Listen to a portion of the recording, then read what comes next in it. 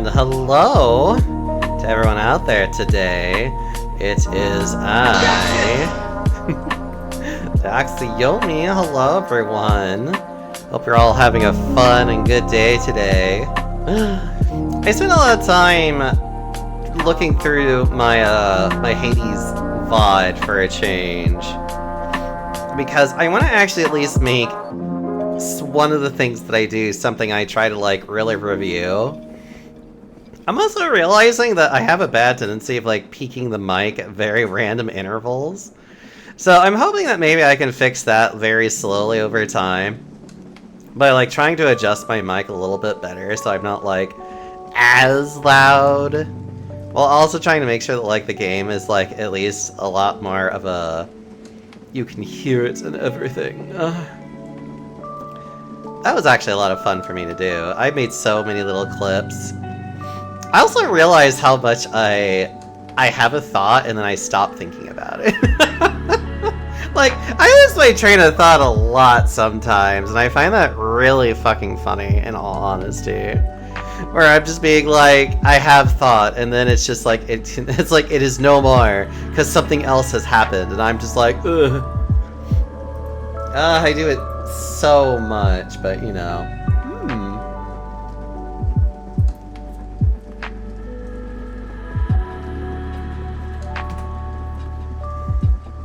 Nani? Nani? Yes, hello. But hi everybody, I hope you're all doing well. Hope you've been having a good little week so far. Today I've been doing okay. I feel like it's really funny. It's like, I kind of feel like maybe I caught like a really small bug, but I feel so good that like, I don't think I'm really noticing it. Like, I know I've been like a little bit extra sleepy. I've also been like having other problems. So I'm like, this is weird for me to have. And now I'm just kind of like, well, I'm like, maybe I just like caught like a small little bug and my body is just like, you just need to rest more. And I'm like, okay. But because I'm also like generally feeling better, like it's not impacting me as much either. Which that's nice. So other than that, I just feel very happy that I finally was able to get like certain other things like finally fixed up at least. Like, it was really nice to be able to play Super Mario RPG for a little bit, because I was just like, oh, I love this game, and I love the remake that they did, which was just so charming, and I don't know, it breathed a lot of new life into the game that just makes me very happy. So I can't complain. I'm probably gonna play more of that. Maybe one day I'll actually finish 3 Houses too. That might also be a thing. I don't know. I have a lot of like little Switch games I've been meaning to. It's definitely a system that's like, there's a lot of cute little games I've been meaning to play more. I'm just so bad about doing it. And I really just need to start doing it more, so I'm like, ugh, I need to.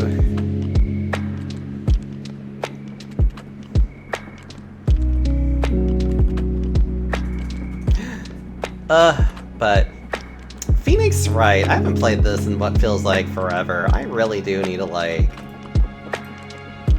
actually put myself into doing that. It feels like I keep putting it off, and it's just always because something else is going on. And right now I'm like, I really just need to at least get started and get moving with it.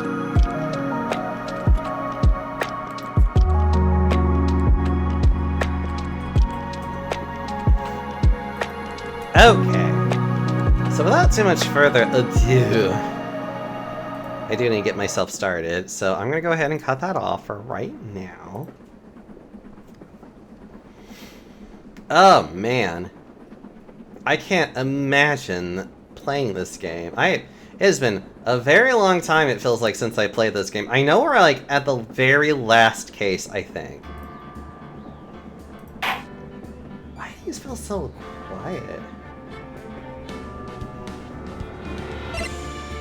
Hold on, I need to actually get the game capture going.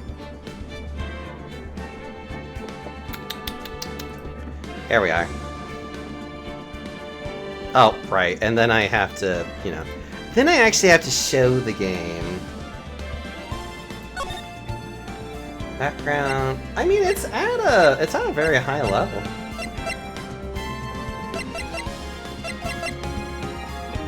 Is it me, or is it, like, really quiet? Normally, like, this screen is usually really loud. Mr. Armstrong's teeth perfume. Hello, Chozo. How are you? But hello.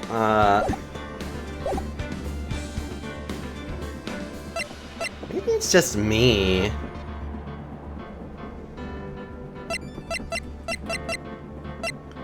Alright. I need to make sure I remember where I'm at.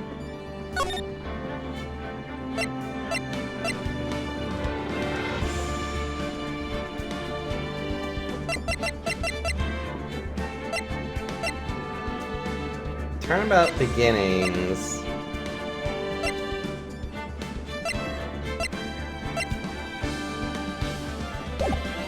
Am I? Hold on. Let's look at it from a continue standpoint. Yeah! Wait. No, we're at Turnabout Beginnings, I think. Farewell, my Turnabout. Yeah. Okay, yeah, we're at Turnabout Beginnings. Never mind.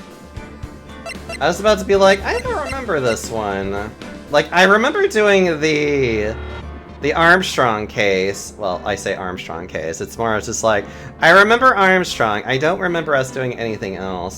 So, I think this is where we are.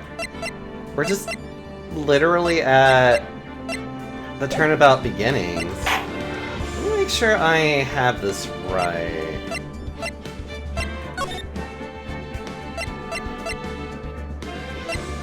Yeah, like, we have the opening. And we just go straight into a trial. Interesting. Okay, this might actually be a relatively short episode. It looks like it's literally just a trial.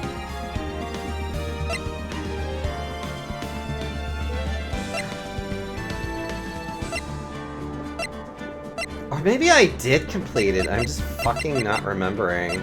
Okay, let's go through the beginning of this one and see what we're doing.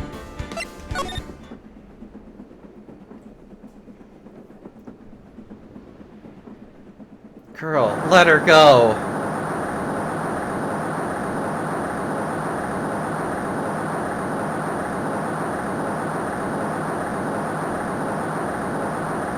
Shut up!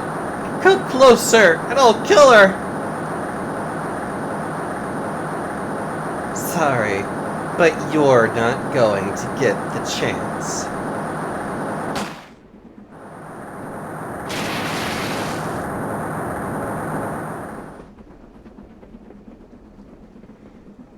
Also, hi, Happy.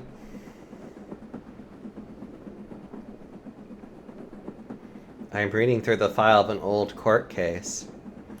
It was the first case of my long-time mentor, Mia Fey. Computer. Name, Terry Falls. Kidnapping, murder, sentence, death penalty. After escaping, Falls met with and then murdered Sergeant Valerie Hawthorne, recaptured on Eagle Mountain about 8 hours after his escape. Her very first client was a death row inmate who had recently broke out of prison. That was a whole year before me and I ever met.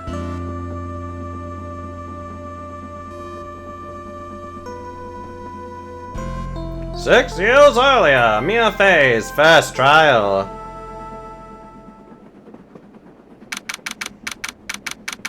Also, I totally forgot to do one other thing, which is hilarious. Please excuse me. As relaxing as it is, it's also like, whoops! I need to turn those off, too. Anyways. Hold on. I like looking at people who are talking to me and being like,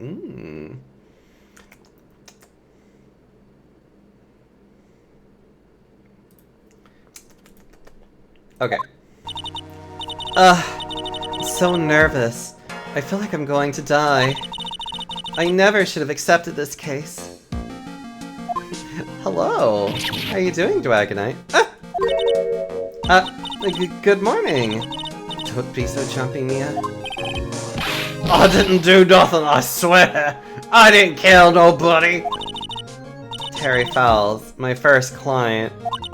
Sentenced to death 5 years ago, and now a prison escapee. Just relax, Mia. Make small talk and try to relax him. So why did you escape anyway? I'm sorry. I'm sorry. I didn't do nothing. I didn't kill nobody. I never lie. I didn't escape from nowhere. But Mr. Fowles, the police just recaptured you 2 days ago. Sorry. I told a little lie. Oh boy. Anyway, I didn't do it. I never killed nobody. Sorry for asking, but you're on death row, right?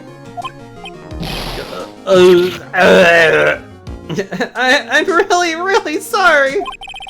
They sentenced me to die 5 years ago, but I was tricked, I tell you. That woman, she lied in her testimony. That's why I got the death penalty. I swear, I didn't kill her. I could never do that. I'm just gonna make him very British. It's fine. 2 days ago, he escaped from the police wagon when it crashed. Then about 8 hours later... Don't you dare. I'm already doing it! He's just gonna be this very, just like... bad Cockney British, because I can't do accents very well. A policewoman was murdered before the police could recapture him. The police believe that Terry Fowles did it.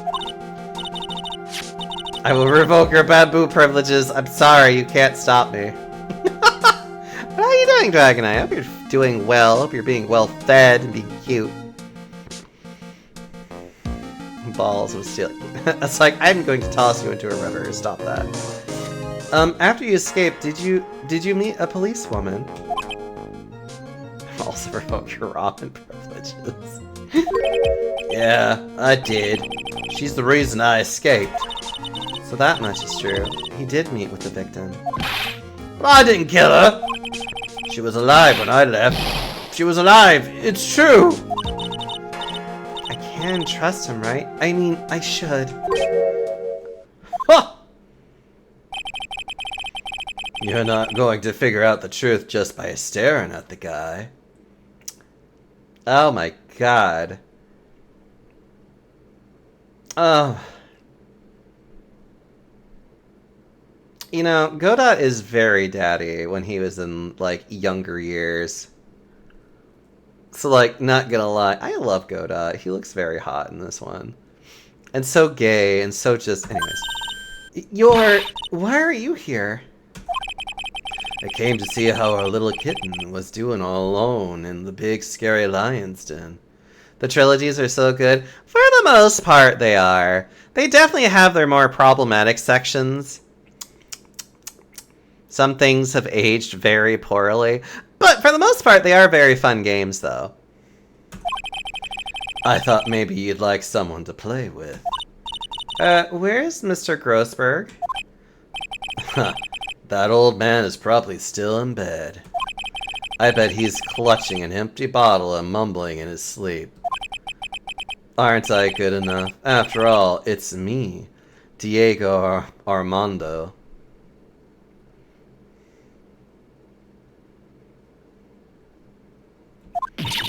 I didn't say that. I didn't say...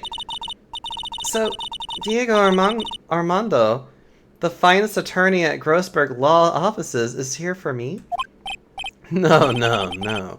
You've got it all wrong. Today, you're the finest. After all, it took an amazing amount of guts to take this case. Imagine an escaped death row convict for a first client. Yeah, thanks. I sure wish I could get out of it, though. Relax. I just heard some good news. The prosecutor for today is fresh out of his diapers as well. Really? However, unlike a certain somebody who I won't mention, he's earned the reputation as a genius since beginning his law career. Genius? Well, it's about time to head in, kitten. Sharpen those claws of yours, it's go time. A solitary confinement cell for the condemned must be the world's loneliest place. And that's what my client ran away from. Every other lawyer gave up on him, but not me.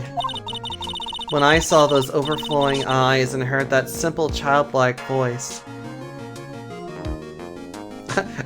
Oh, wait, I'm sorry. When I heard his extremely bad Cockney voice, I just had the feeling that he was telling the truth.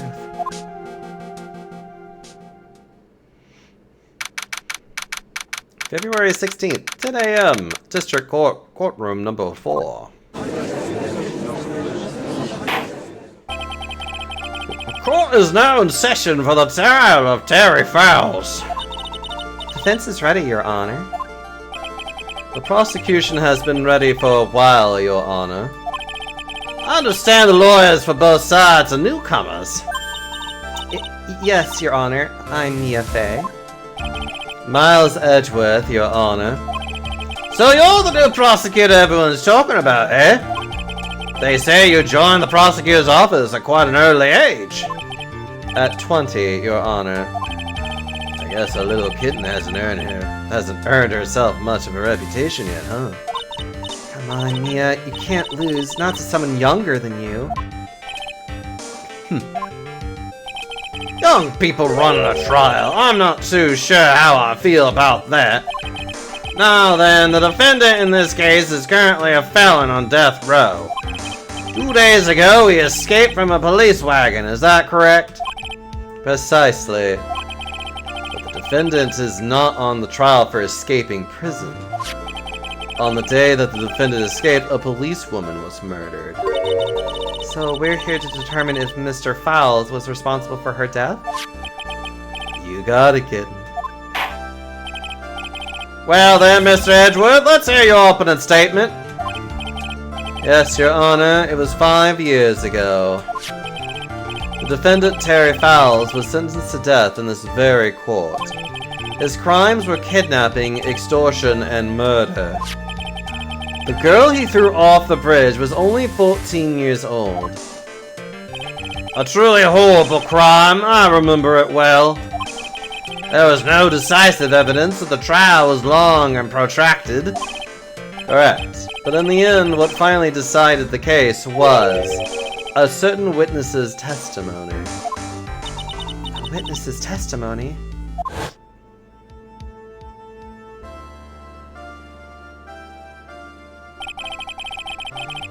The testimony of Detective Valeria Hawthorne, the person who confronted this criminal. She arrested Mr. Fowles at the scene and later testified against him. She said she witnessed Mr. Fowles throw his young victim into the river.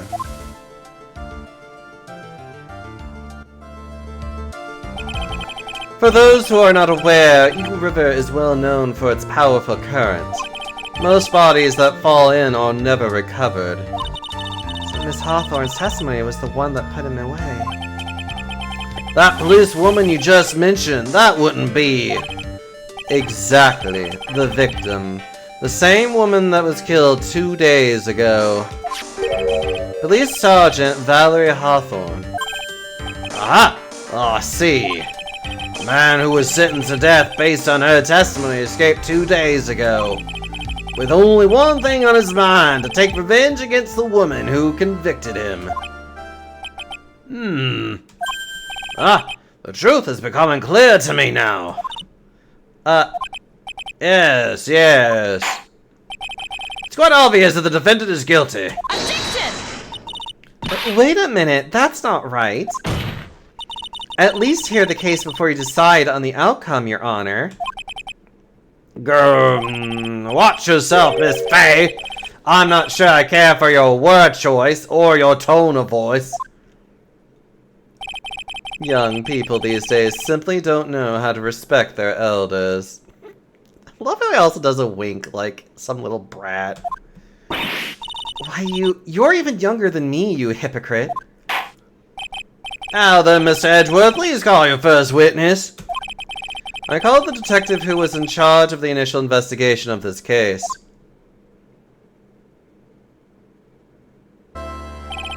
Witness, state your name and occupation. Gumshoe, Dick Gumshoe. I'm the homicide detective in charge of the case, sir. I finally got promoted to detective division half a year ago. I don't believe anyone asked you about that. Hey, ma'am. You got any idea how much work it takes? What is it? You're really gorgeous. Yes, thank you. Thank you, Gumshoe. Excuse me? No, seriously, my heart, it's aching for you. Detective, pull yourself together and try to be professional. Otherwise, I'll write you up on contempt so quick that something other than your heart will ache. Okay, I got it. Now, detective, tell us about the incident. Yes, sir, right away.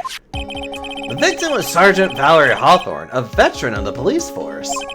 She was stabbed in the back with a knife and died from excessive blood loss. That much is already stated in the autopsy report.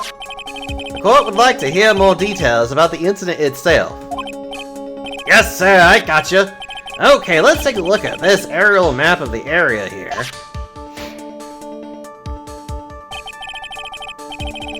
This is a sketch of Dusky Bridge, an old suspension bridge. And the river that runs under there is Eagle River. The victim and the defendant met here, on top of the bridge. After stabbing her in the back, the killer carried the victim back to his car. He was recaptured at a police checkpoint as he was trying to make his getaway, sir. I see. Bridge located 40 feet above Eagle River. Was the victim's blood found on the bridge? The victim, Sergeant Valerie Hawthorne, was wearing a thick coat, sir. Unfortunately, no traces of blood were found on the bridge. Mr. Edgeworth, I warn you that I absolutely despise conjecture. If there was no blood on the bridge, then you have no proof that they ever met there. Your Honor, if you would listen to the testimony we have prepared, I'm sure you'll be convinced. The two of them most certainly did meet on the bridge that day. Ah, Mr. Edgeworth, I'm not sure I like you wagging your finger at me as though I was some houser. Detective, proceed with your testimony. Yes, sir. Here we go, Mia. Hang on. Okay, now listen careful, kitten. One little mistake and this guy will drink you for more than tea. Trust me and get ready. God, why are you so hot, though? On the day of the incident, an unknown person phoned the sergeant and asked to meet. Sergeant Hawthorne went to Dusky Bridge at the designated time and met with Mr. Fowles. And that's where she was brutally murdered, sir. The criminal stuffed her body into his car trunk and tried to make a getaway. Mr. Fowles was arrested at a police checkpoint we set up at the base of the mountain. Well, you certainly have established the importance of the bridge. Naturally. Now, will the defense please hurry up and proceed with the cross-examination?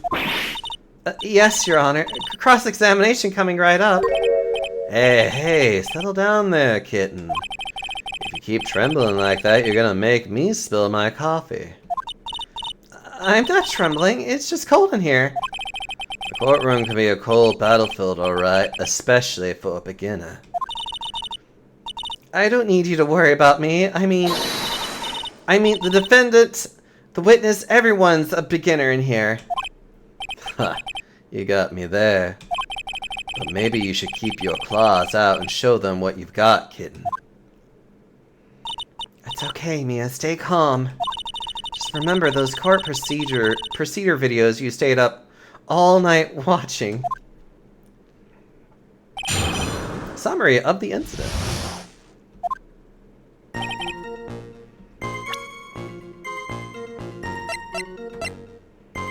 Died from blood loss between 4 and 5 p.m. Alright. This unknown person, you have no idea who it might be, right? Sorry, but I'm afraid I do. What? The one who called Sergeant Hawthorne was the defendant, Terry Fowles. What? The defendant? The defendant called her? Sergeant Hawthorne was a very thorough person, sir. She left a note about her phone call with Mr. Fowles. A note? Yeah, a top secret memo that she left in her desk.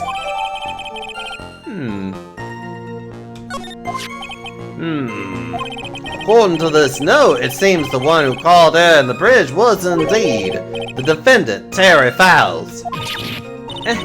Whose bright idea was it to keep that note from me? Huh.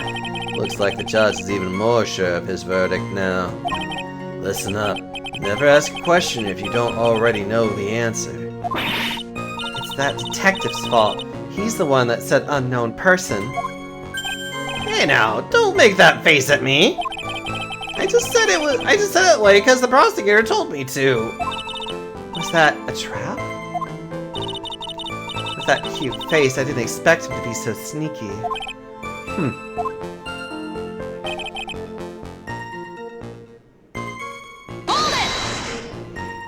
A bridge up to the mountains, but why meet there? Because it's a very important place to the defendant, that's why. What do you mean by that? If you remember, 5 years ago, the defendant kidnapped a young girl. He was chased onto a bridge, and it was there that he killed his hostage.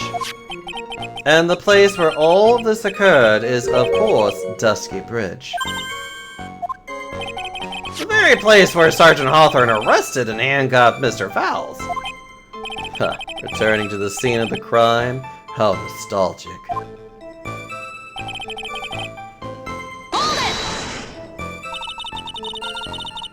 I can't tell if Diego's either new or experienced attorney. No, he's definitely experienced, according to this. He's just also kind of there to, like, be the to kind of be, like, the supervisor to Mia, essentially. Was the body of the victim discovered right away? Yeah, we were really on the ball. We found the criminal within 1 hour of the murder. It was great. We even got to say, "Don't move. We got you surrounded." Wait a second. Isn't there something weird about that? The location was the suspension bridge up in the mountains.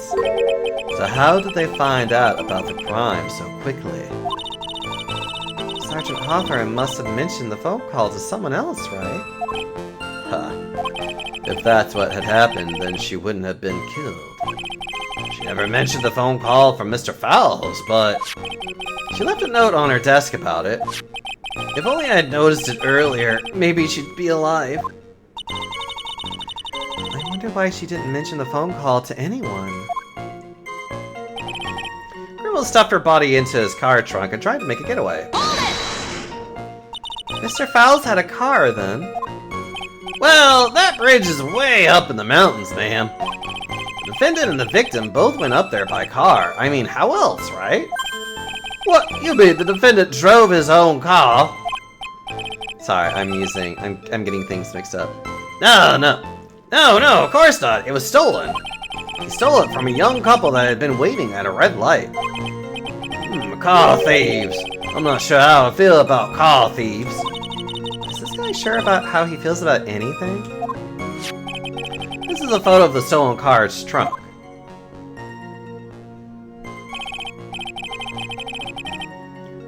Naturally, that's the body of Valerie Hawthorne in there.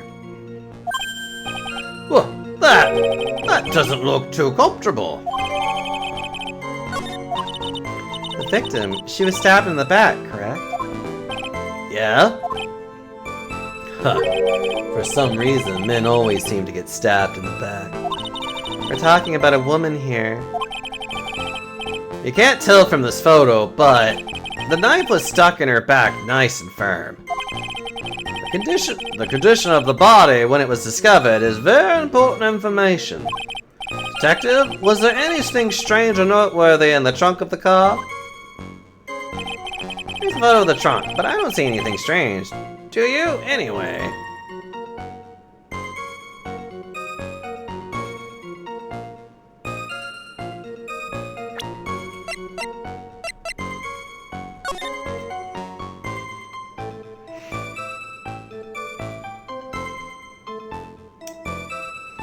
I mean, yes, why is this Jerry? Like, if they stole the car, he should have the ability just to pop the trunk, or pop the bag. But this was clearly, like, stolen into. So at least there's that. That's something to point out.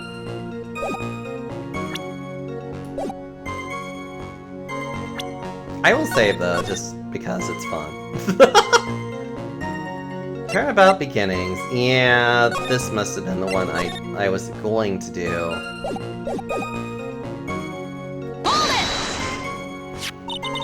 What did the defendant have to say about this photo? He always says, ma'am. I didn't do it. I didn't do nothing. That's all he says. Nothing. I wouldn't say he did nothing. At the very least, we know he stole a car. It's just he always says, it's just what he always says, Your Honor, and then he always says, Sorry, I told a little lie. Or something like that. well, in any case, it seems he was caught and arrested. Precisely.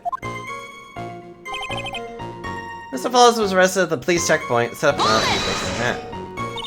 That certainly is some impressive police work. Well, no, actually it was way too close for comfort. We set up that checkpoint just after 5 p.m. We figured that Mr. Fowles might just try to run. What do you mean it was too close for comfort? The two of them arranged to meet at 4:30 p.m. And it takes approximately 30 minutes to go from the bridge to the checkpoint. That was kind of close. Any later, Mr. Fowles could have slipped right by. Listen up, kitten. There's a big trap waiting for you in that testimony.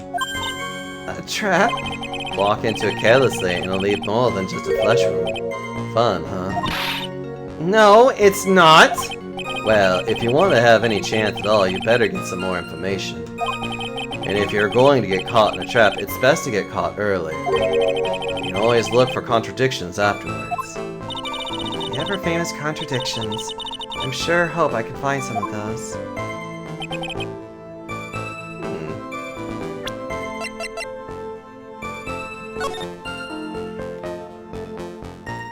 4:30 at that bridge. Wear white scarf for identification.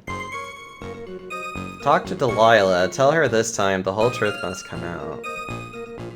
Wear white scarf for identification. Ah! Where's the white scarf? Got it!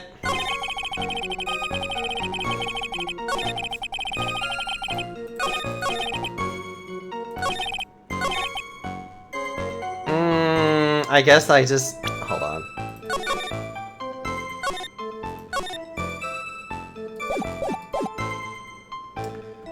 I guess we present this?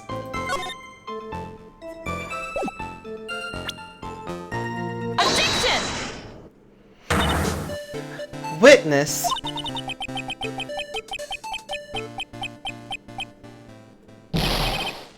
What is it? Do you have something to say, Miss Faye? I'm sorry, I totally forgot what I was going to say. This is the first time I've ever had to actually address someone like that. Ugh. You should have practice before coming to court. Honestly, Miss Faye, I'm not sure I like this. Say there, Litton Kitten. Want a piece of my coffee candy? Candy? Well, you're still too young to be drinking real coffee. Come on, Mia, shake it off. You're a lawyer.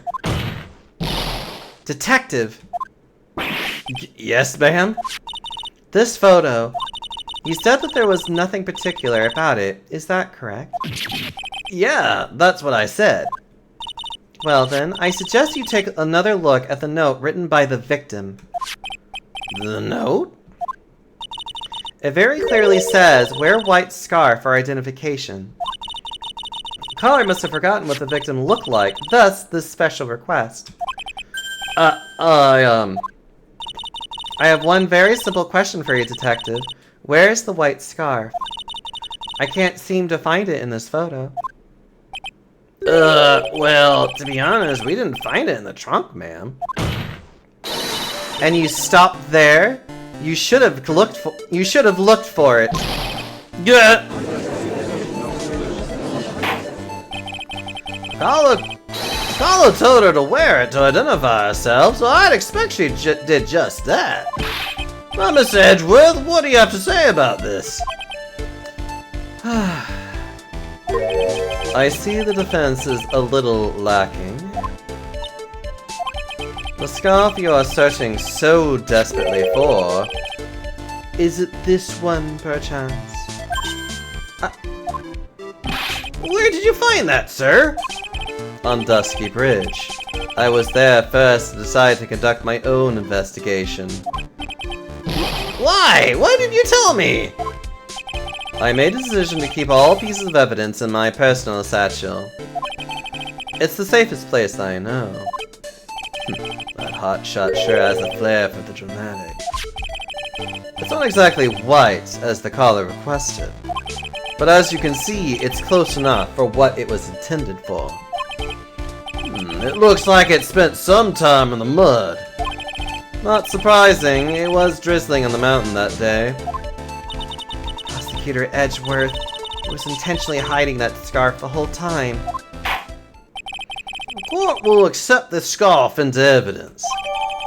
Worn by the victim at the time of the incident, found on Dusky Bridge.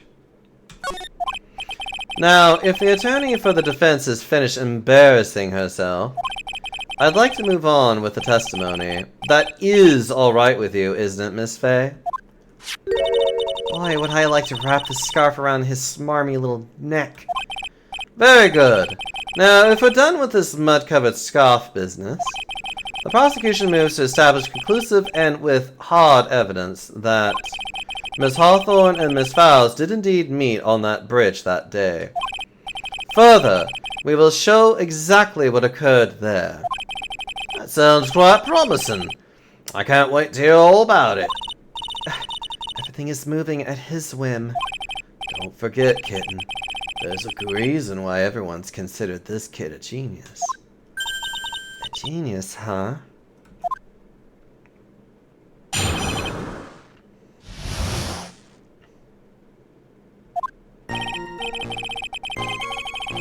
Is he Canadian? I think in some ways he is considered that.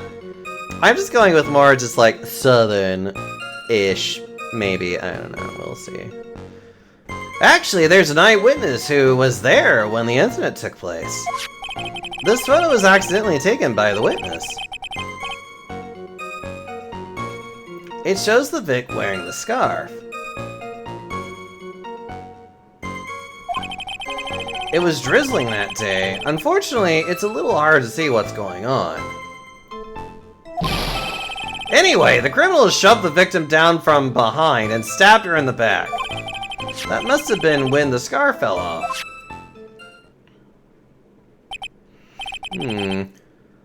Looking at this photo,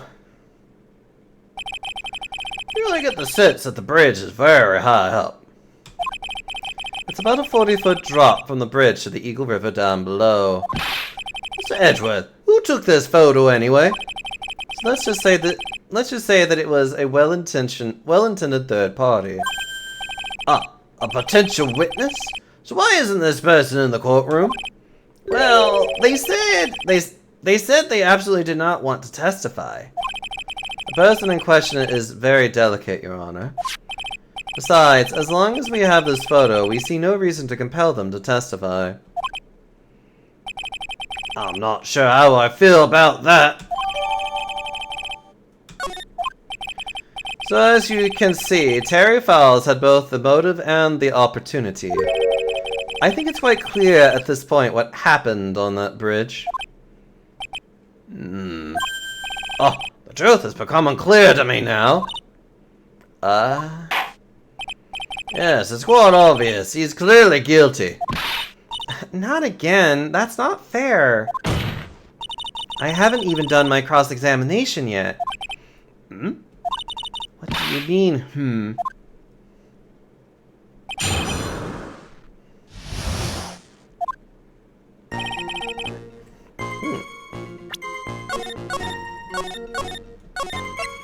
Alright, let's get some basic cross-examination stuff out of the way. Who is this eyewitness? She's a college student. A female college student? That's right, meaning she's female and a college student, ma'am. She doesn't do well in front of other people, so I came to testify for her. Maybe so, but as the attorney for the defense, I have the right to cross-examine her. Objection! For the time being, we're not relying on the witness's statements, that is all. What is that supposed to mean? The prosecution has other, more decisive evidence. Our case doesn't rest on the vague testimony of a female college student. Female college student, eh? Means she's female and a college student, sir.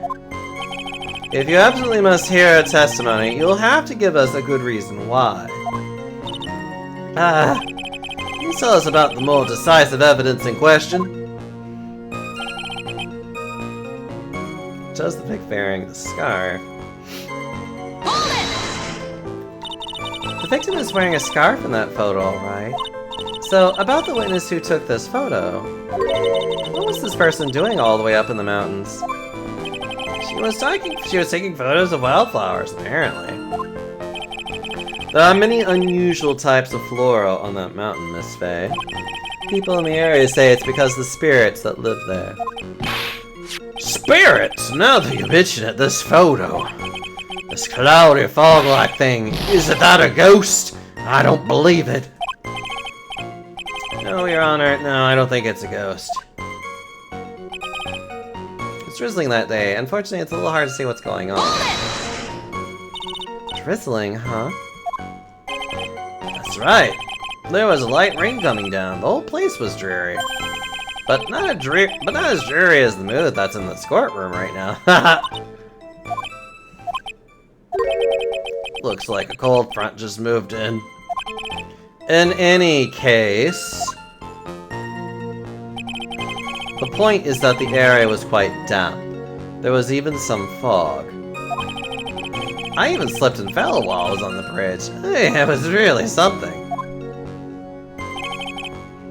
Shoved the victim down from behind and stabbed her in the back.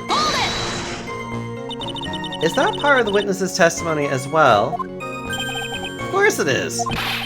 He pushed the victim hard in the back, and she fell down right on her stomach. I remember that happening only once. It was real brutal. Are you talking about seeing someone get pushed, or were you the one getting pushed? Or does that mean you pushed someone down like that once? With his mind-boggling tales and the way he says brutal, I wonder if he's kidding.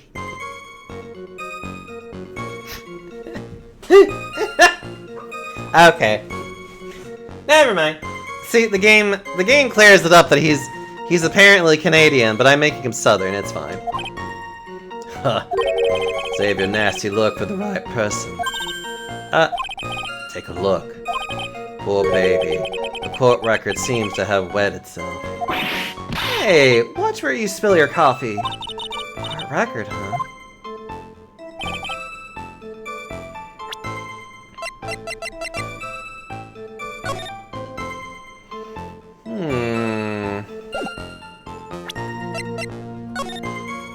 Where did her hat go?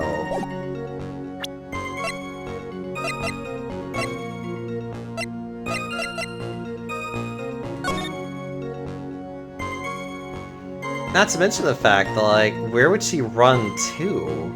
The bridge is out on the other side, according to that.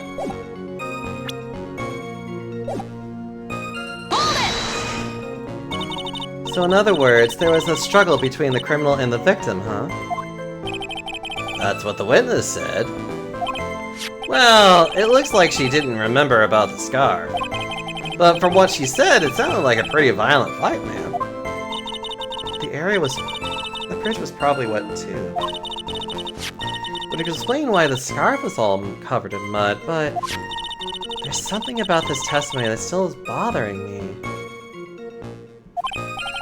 Talk about a surprise. I had no idea there was a photo. So what do I do? You really still believe him? Mr. Crybaby, I mean? Also, thanks for the alert, Chosen, by the way. Of course I do! So the little kitten believes in fairy tales, huh? In that case, the answer is obvious. If you want to if what you believe is the truth, then that means that somewhere hidden in that testimony is a contradiction. One huge contradiction waiting to be discovered. That's your chance. It shows the victim wearing the scarf. Shoved the victim down behind and stabbed her in the back. That must have been when the scarf fell off.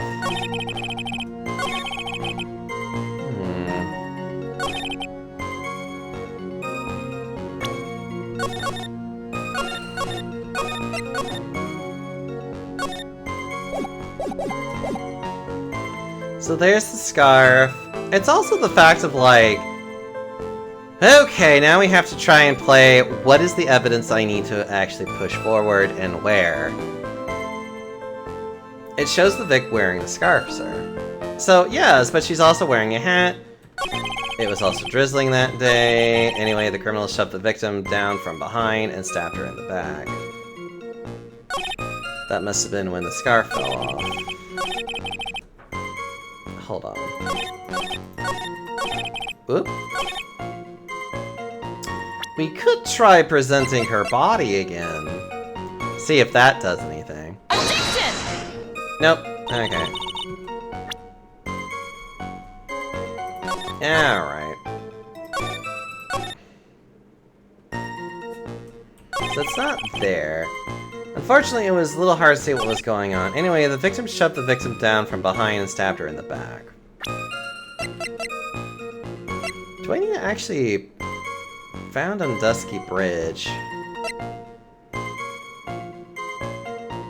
Objection! There we go. So at the time of the crime, there was a light drizzle coming down, correct? See, I had the right idea. I just had to think about, like, where do I present the evidence? Yeah, and fog, too. Just a general soggy atmosphere. Well, I have evidence that doesn't go with the soggy atmosphere. But this is the photo of the victim's body that was found in the car trunk. Considering the conditions of the scene of the crime, something isn't right. Well, by all means, please enlighten us as to what isn't right. What is about this photo of the trunk that doesn't fit with the conditions that day? Well, her body. If she was pushed, she should have mud and stuff all over her chest. Take that! Naturally, the answer is right here. The victim's coat? As far as I can see, there's nothing strange about it. That's exactly what's strange. Recall the testimony. What were the conditions on the bridge that day? It was drizzling and foggy. Dusky Bridge was all wet. If the victim had really fallen down on her stomach on top of that bridge, then the front of her coat should have been covered in mud. That's exactly right. The other day I fell in a muddy street and my gorgeous playoff beard was befouled. Objection! I do admit that the crime scene was quite wet that day. However, that doesn't mean that the top of the bridge itself was muddy. If Your Honor had fallen in the shower instead of a muddy street, your glorious hockey beard, pride of the legal league, would be wet but not muddy. Fortunately, I have yet to test that. Still, your point is well taken. Can you prove that the surface of the bridge was muddy that day? Surface of the bridge? Huh. Ha. A real man wouldn't stand for a taunt like that. Neither would a real woman. Of course I can. Here's the evidence that proves the surface of the bridge was muddy. Your very old scarf! Take that! The evidence is this scarf. Ah! It should be obvious. If the scarf fell on the bridge and got this muddy, it means that the bridge was obviously covered in mud. No, I can't be outwitted by this novice bimbo. Hey, say to you, buddy. Miss Faye's assertions makes perfect sense to me. Objection! I do admit that there appears to be a contradiction between the condition of the victim's coat and her scarf. However, the real question is, why is there a contradiction? For every contradiction, there exists an explanation. Let's look at what the explanation in this case may be, shall we? Alright, it's not like he's really giving me a choice here. Ha. You're doing pretty well for a little kitten. Mr. Armando. No matter what he plays, a contradiction always comes down to a lie. It's either the victim discovered in the trunk, the witness's photo showing the defendant and the victim, or the witness's testimony that stated she saw the moment of the murder. Just relax and think it over. It's pretty simple, isn't it?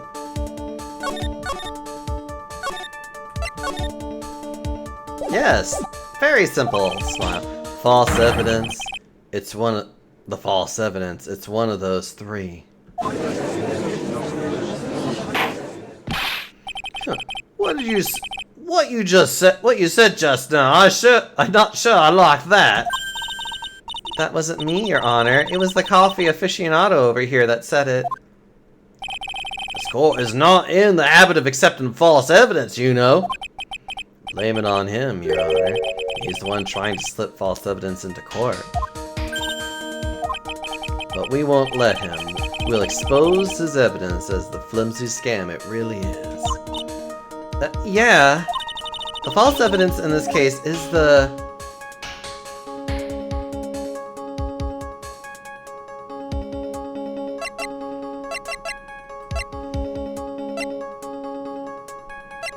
Probably just the witness's testimony, honestly.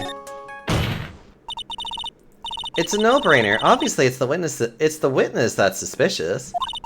During his earlier testimony, the detective pointed out a crucial fact. The criminal shoved the victim down from behind and stabbed her in the back. Now, is that testimony exactly what the witness claims to have seen? Yeah, that's what the witness told us. That testimony is filled with holes. After all, the victim's coat isn't dirty at all. That's true. It's not just true, it's the truth. If there was a truly decisive witness in this case, I'm certain that boy wonder over there would have called them in the first place. Your Honor, the defense requests to cross-examine the eyewitness. The testimony presented so far is not only vague, but contradictory as well. Well, Mr. Edgeworth, it appears that we'll need to hear from your mystery witness after all. You should brace yourself for the brutal truth. Your Honor, the prosecution has no intention of hiding the witness from the court. We are prepared to present our witness at any time. Very well. Please bring forth your witness at this time. What Mr. Edwards said, what kind of worries me? What does he mean by the brutal truth?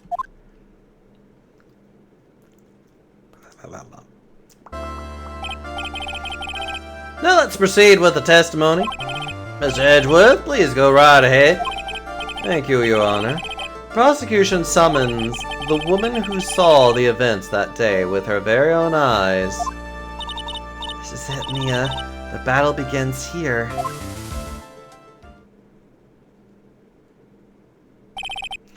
Witness, what is your name and occupation?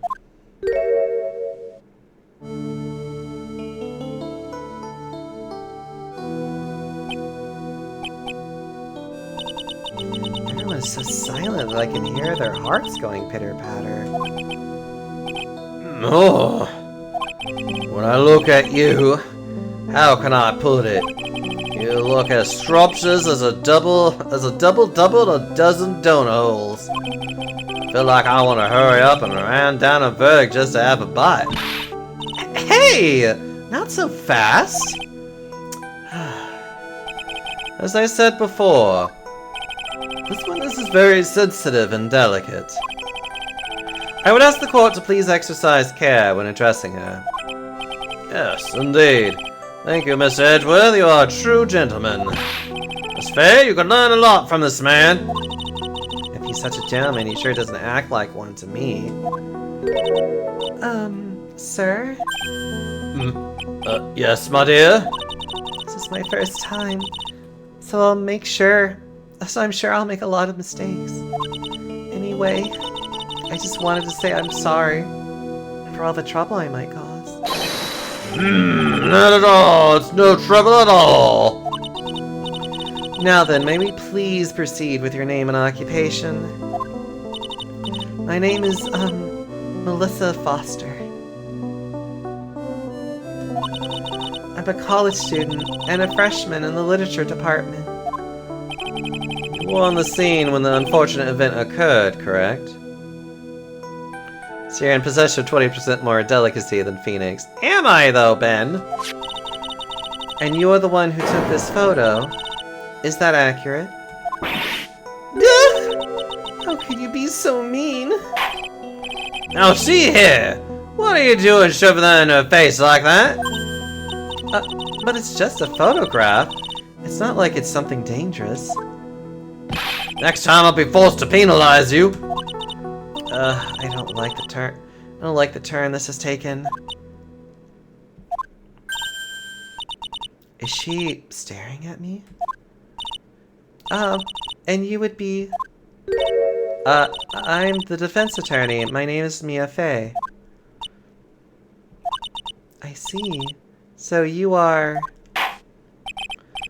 Now then, young lady, could you please give us your testimony? Yes, Your Honor. I'll do my best.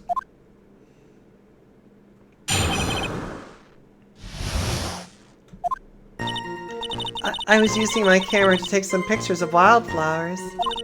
Then I noticed there were two people standing up on the suspension bridge. Suddenly, they just started fighting. That's when I hurried and took the photo that shows the crucial moment.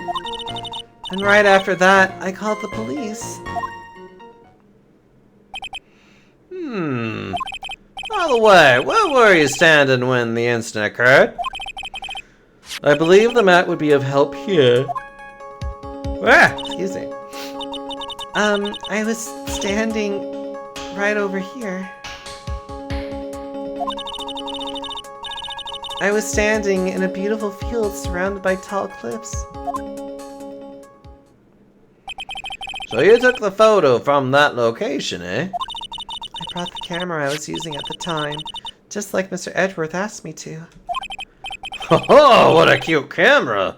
Just like its owner. Mr. Foster took a witness photo with us, a small but powerful model. Alright then, Miss Faye, time for your cross-examination. I warn you, make the witness cry again, and you'll feel the wrath of my gavel.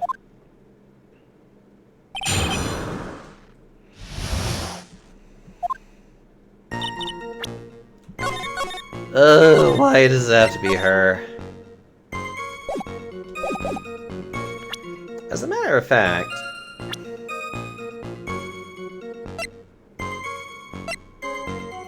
A hotshot lawyer, my senior and rival at the office, a bit smug. Dubbed a genius, homicide detective, still new to his position. College student, witnessed and photographed Melissa Foster. Which isn't your name! Well, that doesn't matter. And then I noticed there was 2 people standing up at the suspension bridge. I love how I'm just like, did I save? I probably did, but you know what? It's fine to do it again. Was there anything strange about the 2 of them? I'm a bad girl. I know I am. It looked like they were having a really serious conversation up there. So I decided to watch them, like some kind of peeping Tom. Oh, not at all. Everyone is like that. I love watching other people fight too. In fact, I can't get enough of it. Actually, that's why I took this job in the first place. Too much info, Your Honor. In any case, it's perfectly natural for you to have kept watching them. Especially dressed as they were. Well, anyway, I was watching them very closely. They started fighting. Do you have any idea what they were fighting about? No, I have no idea. Why do you ask? Oh, I just thought maybe you've overheard what they said. I would never eavesdrop. I got more class than that. That's right, Mr. Fay. Don't drag the witness down to your level.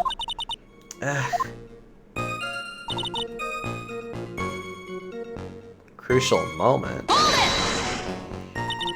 Why did you take a photo? Well, the 2 of them were really going at it. Ever since I was a little girl, I always wanted to be a news reporter. I guess that part of me just kind of took over. Sounds like a lie to me. Yes, I understand completely. Even now, I can't completely abandon my boyhood dreams. I still use my grandson to test my comedy routines on. So you wanted to be a comedian, huh? Not that it has any bearing on this. All I could do was use my camera.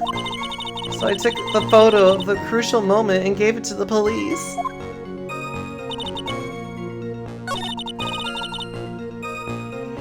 That's probably the, like, what crucial moment? And then fall into a trap because Edgeworth has the photo, because of course he does.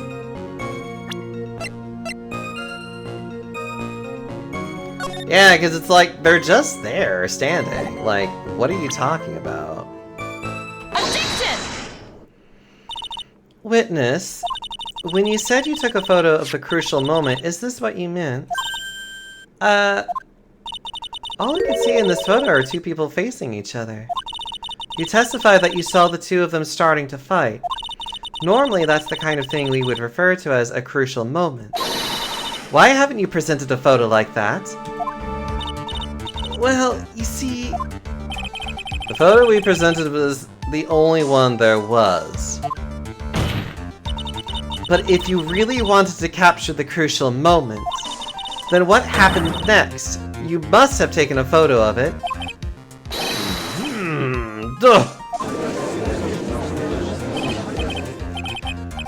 My apologies, young lady. But Miss Fay's assertion is not without a certain amount of merit. He can certainly downplay a situation, can't he? I'm sorry. I'm a very bad girl. I used it all up. The film, I mean. Well, film? This photo was the last one. What?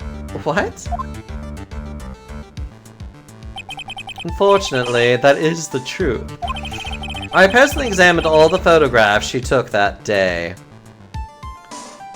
That's a film camera? Oh, you mean this? It looks digital. No, actually this part here, I could probably believe that's where the film would be inserted. Because remember, they're like these little round canisters. You could theoretically fit it in there somehow. It does look like a digital camera, though, I do admit. All the other photos are of the witness herself playing among the wildflowers. The witness herself? Then who took the photos? Well, you see, my camera has a timer feature built into it. So you took the photos of yourself? Well, I remember taking some photos of myself once, too. Please, no details. Seems that Miss Faye's assertion was not so decisive after all. You know, I need to take more photos of myself, smile. Wait, just a minute. Well, if she had no film left, she couldn't very well take more pictures, eh? Miss Foster, perhaps then you could tell us about a different sort of photo. Photos of the incident that you took with your very own eyes. Mr. Edgeworth, you're quite the poet. Well then, let's get back to the cross-examination. Let's hear your thoughts on the fight that you witnessed. Yes, Mr. Judge. Boy, this guy is really a sucker for sweet talk. It looks like the other kitten in the room is the one that's getting all the attention. Yeah, it's sickening.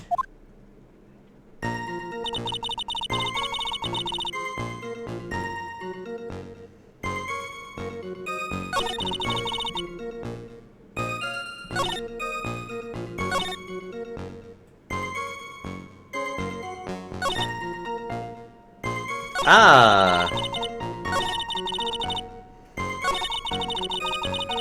Okay, so now we have new testimony to work with. That's what the entire display was for. Okay, now I understand what the point of all this is.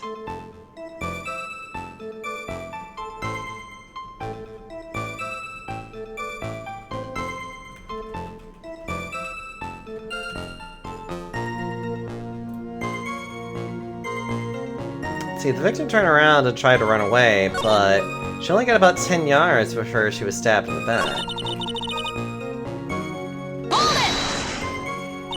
The victim, why do you think she tried to run away? With her police training, she certainly knew better than to turn her back on a criminal. Objection! This was a large, powerful man with a knife. If it had been a quaggy woman like you, I'm sure she would have acted differently. Quaggy? Why, you... If it had been me, I probably would have jumped into the river. There's still something wrong with this testimony. Hold it! So you're saying Sergeant Hawthorne wasn't able to get away from him? Well, it's a narrow bridge, and it was swaying back and forth. If you ask me, both of them were in danger of falling off. I only wish I could have done something to help her. That seems to make sense. I wonder about that. Something seems kind of off. Huh, does it now? You have a good sixth sense. When you feel that something's off, that's when you need to figure out why. If Terry Falls isn't the criminal, then there must be something strange in that girl's testimony. Careful, kitten. That girl has the judge wrapped around her little finger. You're going to have to... You're going to have to... Blah, blah, blah, blah, blah. Yeah.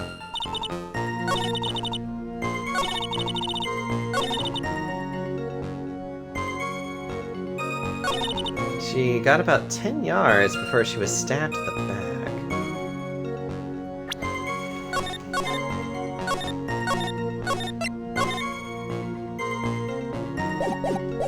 Actually, hold on.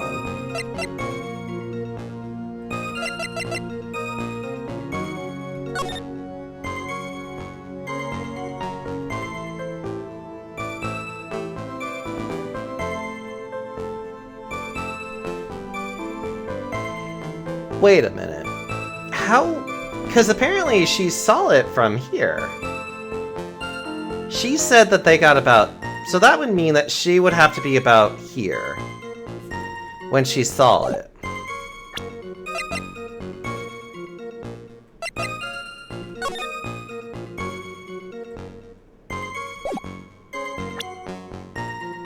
her back is to the bridge that seems to be in disrepair. At least that's how I would interpret that.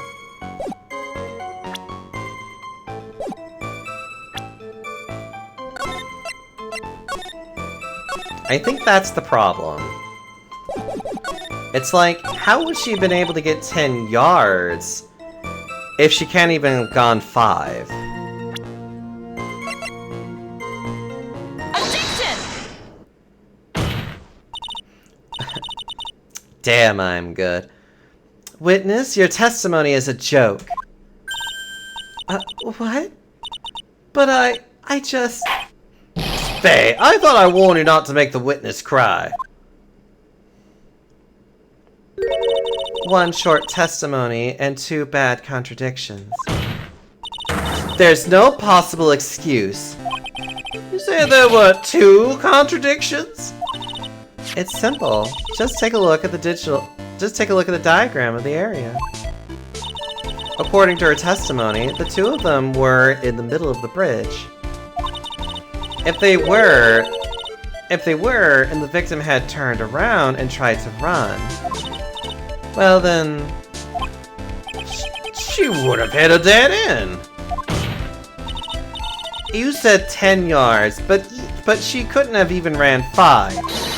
Because Dusky Bridge is collapsed on that side.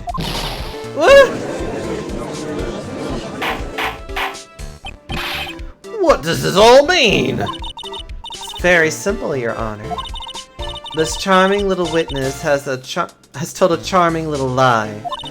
That's all there is to it. This beautiful young lady has been lying to the court. Objection! Just a moment, Your Honor. Mr. Edgeworth. Your Honor, allow me to personally apologize for the confusion. What do you mean? There's only one major mistake in this diagram. What did you say? What are you referring to? It's all because this diagram was made after the incident occurred. It's a very old bridge. We couldn't find any official blueprints of it. So what you're saying? I'm saying that even though the bridge is currently in disrepair, there's no evidence that can prove the bridge was broken during the incident. That's ridiculous! You can't actually tell the condition of the bridge from this photo. I apologize to the court for not being more clear when I presented the evidence. Reverse updated autopsy report.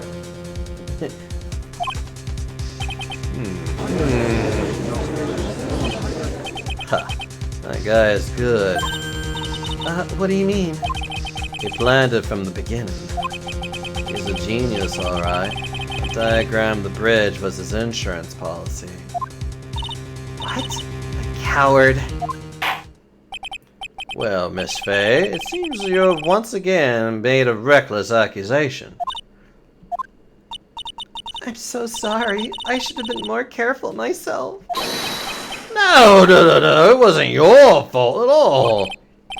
How then, shall we go on with the trial? I'd like to establish once and for all what it was that the witness actually saw. Indeed. Alright, young lady. I ask you to please proceed with your testimony. But it's so hard to go on. We're on your side, Miss Foster. There's no need to worry, just tell us what you saw. Yes, sir. Running from the crime. After he stabbed her in the back, he quickly picked her up in his arms. Then he carried her over to the car. I suppose that was the only way he could make sure the body stayed hidden. He couldn't just leave the body on top of the bridge. Oh, I'm sorry. I'm only supposed to talk about what I saw. Witnessing such a violence must have been difficult. Yes, sir. I'm still shaken up. If he accepts this testimony as it is, we're finished. Don't say that. Oh well. Maybe I'll stop off at my favorite cafe on the way home. They make a really great mocha latte. This trial isn't over yet. That's what I like to hear. Alright, Miss Faye, your cross-examination, if you please. Contradictions is staring you right in the face, Mia. Go on, the attack.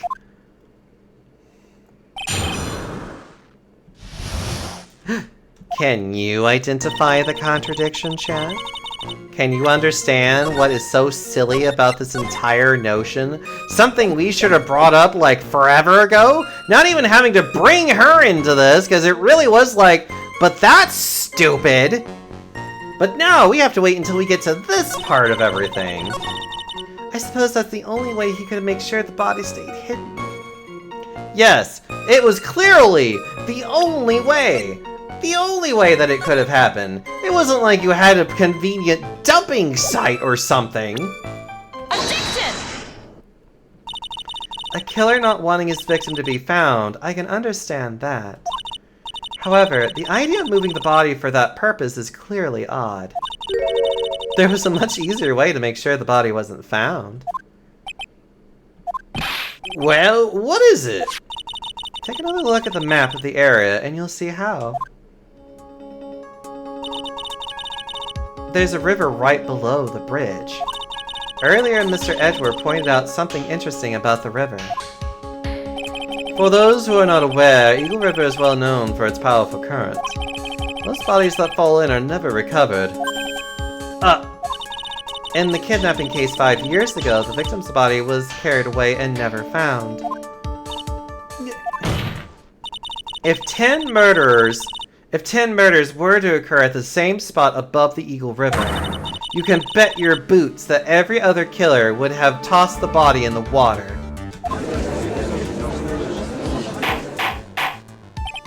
Order! I'm not sure if I care for the way you put that, Miss Faye. But I must admit, it does seem odd not to have thrown the body into the river. I don't know why we haven't talked about this sooner. Well, Mr. Edward? How sad. Perhaps Miss Faye would do well to try taking a dip in the river herself. After all, you claim to be such an expert in the ways of nature. What are you talking about? My point is that no matter how odd you may find the killer's method of body disposal, the fact is that this is what the killer did. None of your arguments have anything to do with what the witness saw. Quite true. Miss Faye, it seems that your assertion is without merit after all. Objection! But what the witness claims to have seen is totally ridiculous. Objection! Surely you can't deny that the body was found in the trunk of the car. That's certainly consistent with what the witness has told us. Please, witness, go on with your testimony. I'll try. All you have to do is tell us only what you saw. Otherwise, the mean lady might yell at you again. Who is he talking about?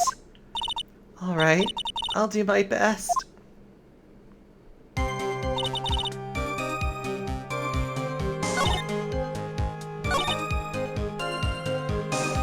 If the stone car had hit the body in there, he couldn't just leave the body on top of the bridge.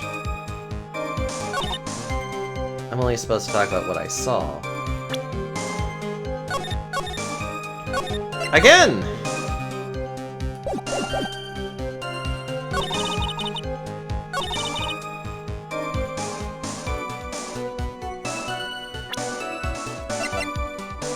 Again!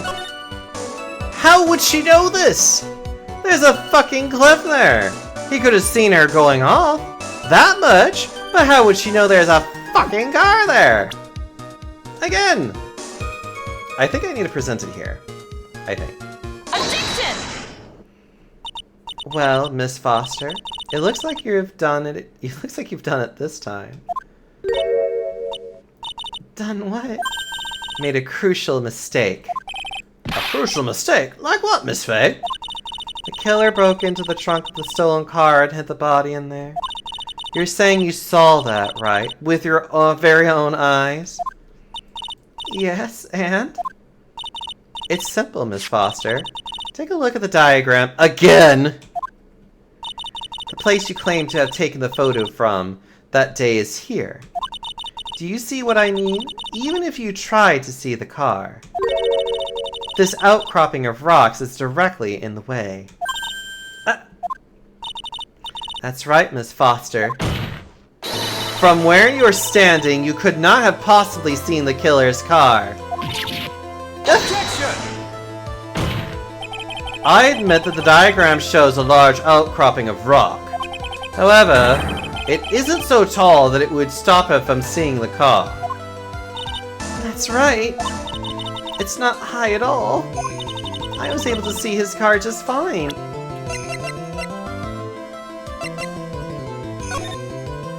Yeah.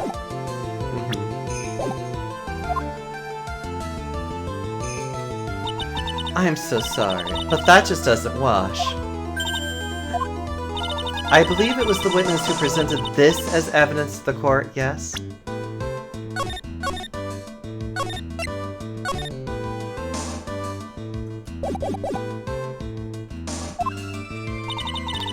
This is the location from that photo was taken from. Your own photo tells the whole story. You can clearly see the left side of the bridge, but the outcropping that is being referred to is really more than a cliff. It's really more like a cliff. Your view should have been completely cut off by this cliff.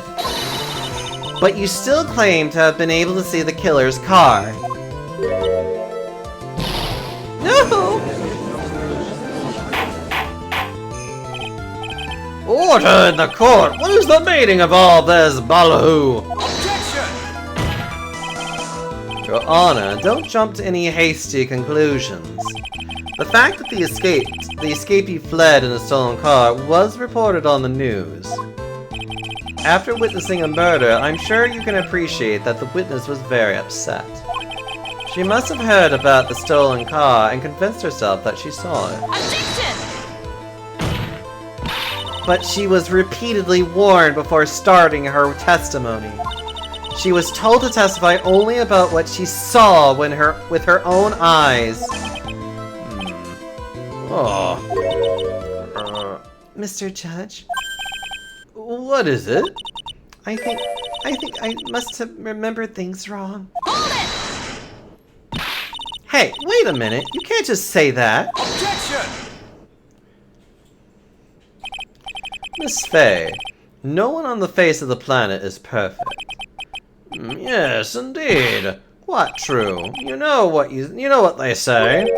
To err is human, to forgive divine. I'm inclined to give the benefit of the doubt to our witness here. What? That's not fair.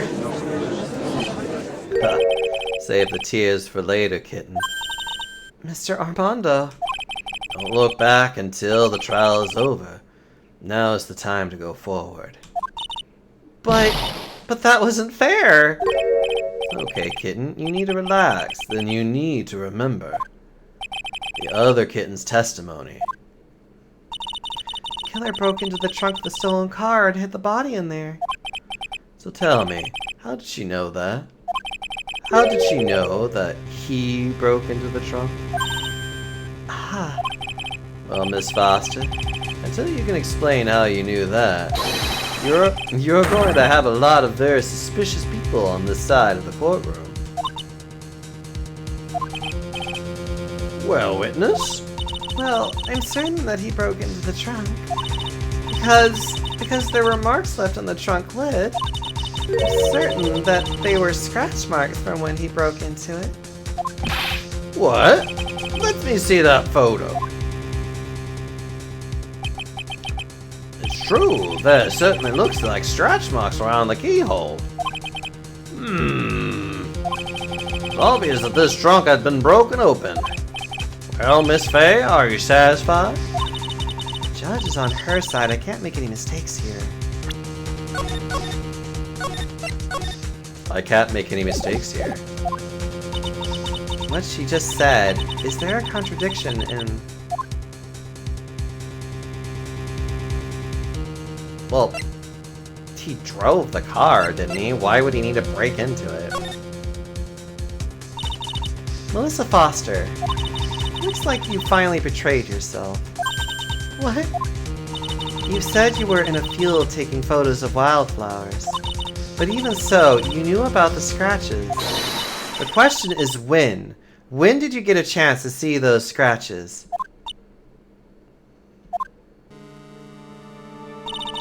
Finally. I finally got her. I'm getting pretty tired of waiting over here. And perhaps it would be faster if Miss Fey explained herself. Your Honor, there's only one possible explanation. The reason the witness had seen the scratches was...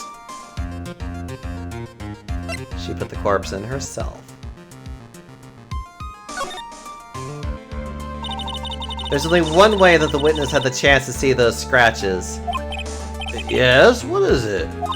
Naturally, when she opened the trunk and stuffed the corpse in herself. The person who really hid the body in the trunk of that car was... Melissa Foster. It was you that did it, wasn't it? That's ridiculous. I could never... It was that man, the prison guard. He's the one that... I don't think so, Miss Foster. If Mr. Fowles had been the one that put the corpse in the trunk, he would have simply used the car key. There was no need to break it open. But he stole the car. He stole it from a young couple that had been waiting at a red light, which means that the key would still be in the ignition. I see. Thank you for telling us about the scratches, Miss Foster. Without that, we never would have uncovered the truth. That it couldn't have been Mr. Fowles that put the body in the trunk. Objection! Preposterous! To even suggest that the witness put the body in there. If that were true, then how do you explain the photo that she took? The corpse could have... The corpse could only have been put in the trunk when the incident occurred. And we already know that at the time she was taking photos. Now's your chance, Mia. Finish this thing. Kill them! Oh, on the contrary. I'm not so certain about that anymore, Mr. Edgeworth. Still going to say, we finally get to use that piece of evidence. There's no need to think too deeply about it. What I'm saying is the shutter for this may not have been pushed by Miss Foster herself. It even says it right there! It has a timer function. Let's take another look at this camera and see what features it has, shall we? It has a timer built into it, even a mini tripod. Why, it's almost as if she had brought this camera just to take this picture. Objection! What are you trying to say then, Miss Fey? That when the crime occurred, Miss Foster wasn't in the field as she claimed. Well, if she really did use the camera's auto timer, then the answer is yes, she was somewhere else. Exactly, she was not in the field. Would the defense please explain further? Ugh, I hate having to save every time because I want to be perfect. Hi, long lost, by the way. Listen, this is a crucial point. Where was Miss Foster when the incident occurred? And answering that question will also make clear Miss Foster's true identity. Well then, please answer this question. Where was Melissa Foster when the incident on the bridge occurred? I mean... I would assume she was like...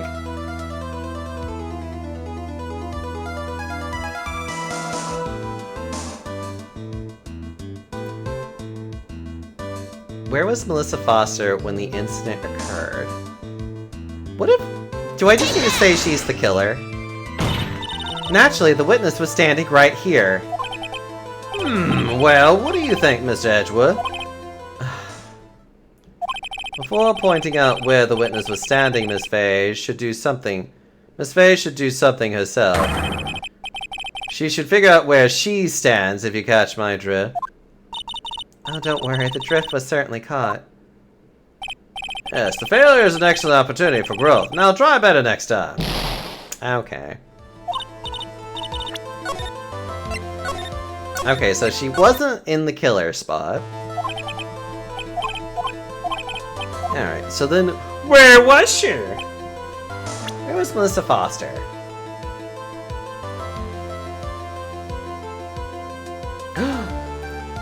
She was the victim. She met with him. Take that! That's right. I'm sorry. Right. She pretended to be Hawthorne. Naturally, the witness was right here. But that's where the victim, Miss Hawthorne, was standing. Right. Okay. Order, Miss Faye, what on earth?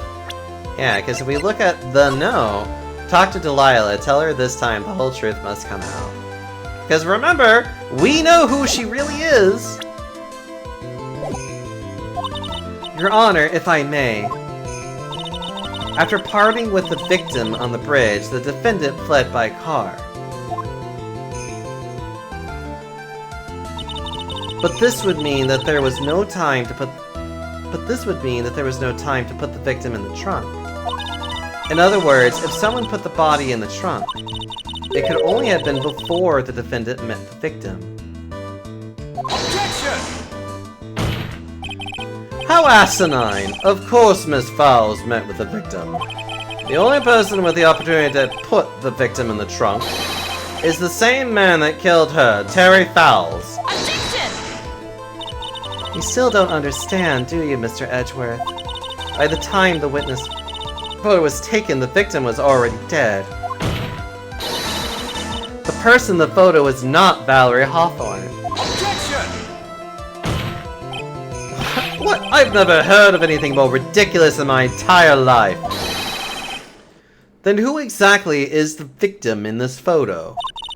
It's obvious, isn't it? It's your own witness. What? It's the only possible explanation.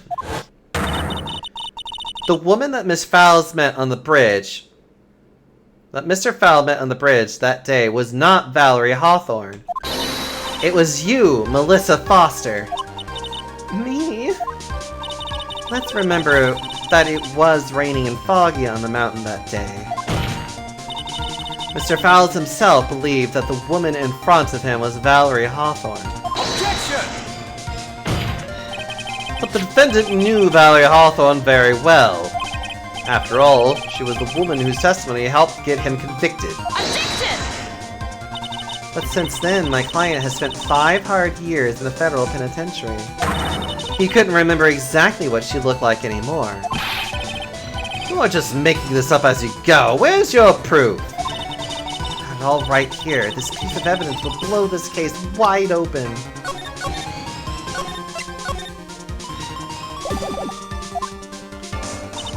At the time of the incident, Miss Hawes had forgotten what Valerie looked like. I mean, the no, I believe, is what we need to present here. Mr. Falls had forgotten the victim's face.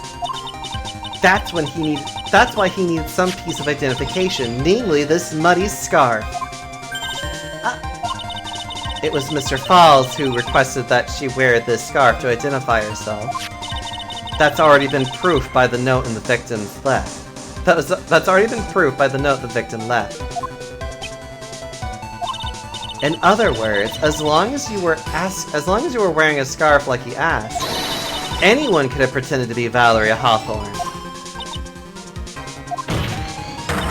Well, what do you have to say to that, Melissa Foster? No!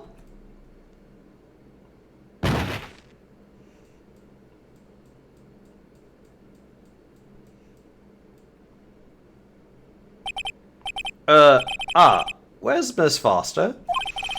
She's collecting herself in the lobby. obvious that Melissa Foster did it. She hid the body in the trunk and disguised herself as the victim. She set up the camera to snap a fake photo of them together. The only question is, why did she do it? Well, isn't that obvious? She's the real culprit. Huh. Well, we have to wait for Miss Foster to compose herself before we start again. Until then, this court is in recess. Defense and the prosecution are both to wait in their respective lobbies. Yes, Your Honor. Understood. Very well. This court is in recess. This court in recess. To be continued. To have fun.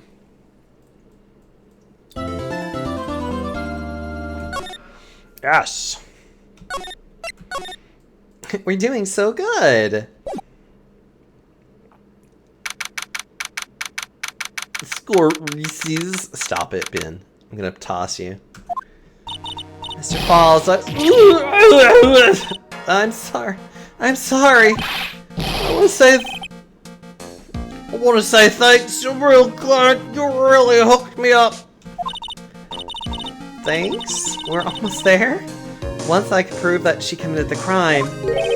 Yeah, but there's one more big obstacle before we got to... Yeah, but there's one more big obstacle we've got to get past. Obstacle? Yeah, motive. Why would Melissa Foster kill that policewoman anyway? Motive, huh? Anyway, we're still badly in need of information. Information, right. What we need the most is info about this Melissa Foster herself. All we know is that she's a student studying literature. And one more thing. What is it? Well, the incident that happened 5 years ago, of course. The kidnapping murder case that Zebra Boy is on the death row for. I didn't do nothing! I didn't kill nobody! I never lied! Mr. Falls, in that case, tell us more about it. About what happened 5 years ago. Okay, I trust you. That day 5 years ago, I dream of it every day. This picture, it reminds me everything. Bridge looks same, just like then, 5 years ago. Like it could fall apart any minute. So it's been broken like that for at least 5 years. Huh. Sorry, buddy, but you sound like the one that could fall apart at any minute. It's true, I did kidnap her. 5 years ago, I kidnapped my girlfriend, Delilah Hawthorne. Your girlfriend? What? Hey, hold on there. Did you say Hawthorne? The victim's last name. Delilah Hawthorne, Valerie's little sister. What? Are you serious? The girl. Let her go.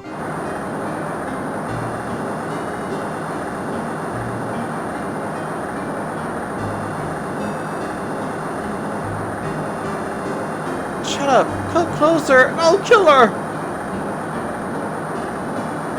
Sorry, but you're not going to get the chance.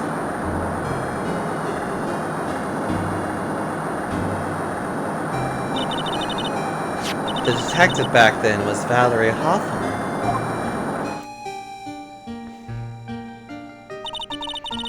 At first I thought shooting someone for a kidnapping was crossing the line, but if it was to protect her little sister, I can understand why she did it. Wrong. Don't protect sister. Valerie betrayed me. Betray us. What do you mean she betrayed you? Everything. All lies. All make-believe. Kidnapping too. Make-believe kidnapping? Lila, my girlfriend, my love, my teen angel. Miles, how old are you?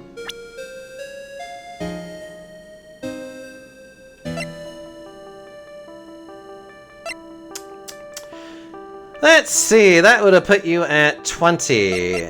Delilah is currently 19, meaning she would have been 14. You see, I feel like this game has a tendency of doing this over and over again. Ugh. Did he actually say my teen angel? He's seen one too many soap operas. Mia, you should have a bigger disgust in what he's doing, but moving on. Do anything she says. Anything Delilah says. Anything Delilah says? Hold on a minute. What you're saying is that the kidnapping 5 years ago was planned by... Yeah, me and Delilah. And Valerie, too. Valerie was in on it? Delilah's family rich, jewelry business. We get one jewel, that's what we thought. Me and Delilah wrote kidnap note. We sent it to her dad. Asked for $2 million diamond. Tell him make exchange on Dusky Bridge. We tell him Valerie make transfer cause she knew detective. Having a police detective in your pocket is a useful thing, alright.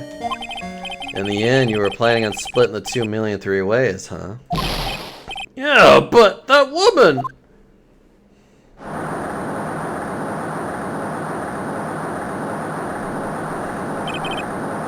That woman, Valerie! She do it for real! She shot at me for real! Me and Delilah!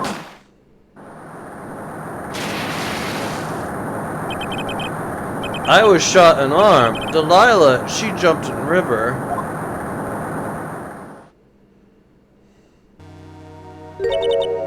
Jump? You don't mean she jumped on purpose, do you? I couldn't do it. I could never push her. Anyway, I blacked out. Wake up with police all over. And that's when they decide to give you the death sentence. I'd give it to you because you're a fucking pervert, but, you know, we're not going to address that in this game. I couldn't believe it. That woman, she betrayed me.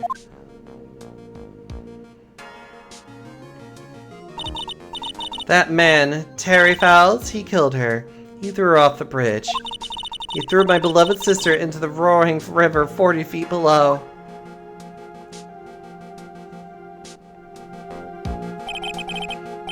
These 5 years, all I wonder is why?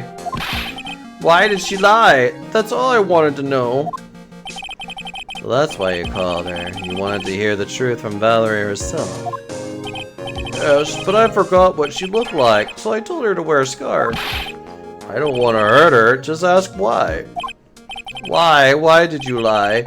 Why did you betray me? I just want to hear an answer come from their mouth, that's all. So that's why. That's why you made a crazy escape like that. Just one thing, zebra boy. My senses are tingling all over. Tell me, Mr. Fowles, where is it? Huh? Where's what? Come on now, kitten. The ransom, the $2 million diamond. Remember that now? Did you give it back to Pops? Did the police take it? Oh. Huh? You don't know? Oh, really? Oh, it's gone with Delilah. With Delilah?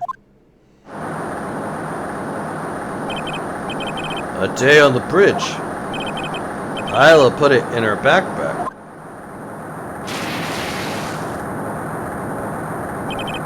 Now gone with Delilah, gone forever. Into Eagle River.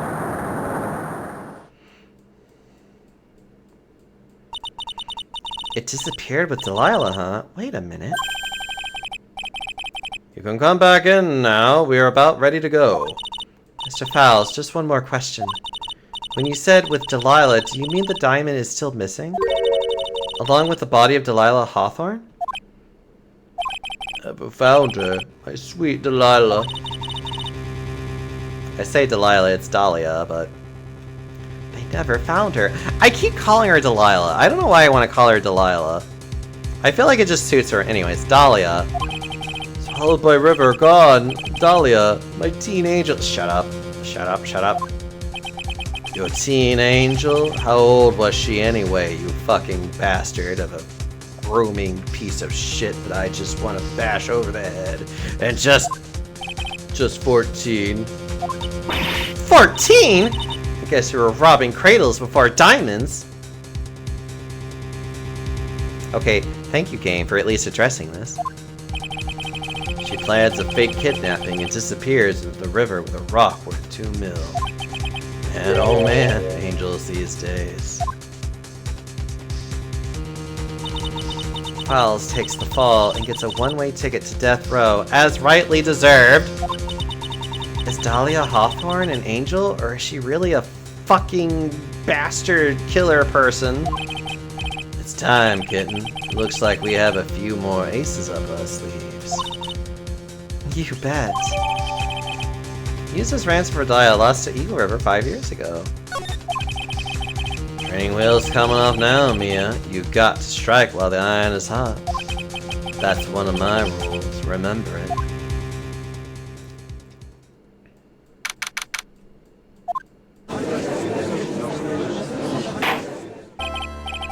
Now then, let's continue with the trial of Mr. Terry Fowles. Witness, are you feeling better?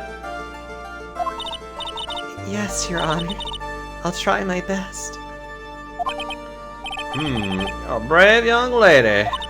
Not this again. I can understand a defense lawyer wanting to get her client off the hook. However, to try to pin the crime on an innocent student is... What are you talking about? My witness is not the person on trial here. She's an innocent bystander who witnessed a violent crime. That's all. What possible reason would a girl like this have for murdering a policewoman? It's certainly hard to imagine this woman as a murderer. A motive, huh? I figured that's what I had to establish next. Well, Miss Faye, do you have any evidence of a motive?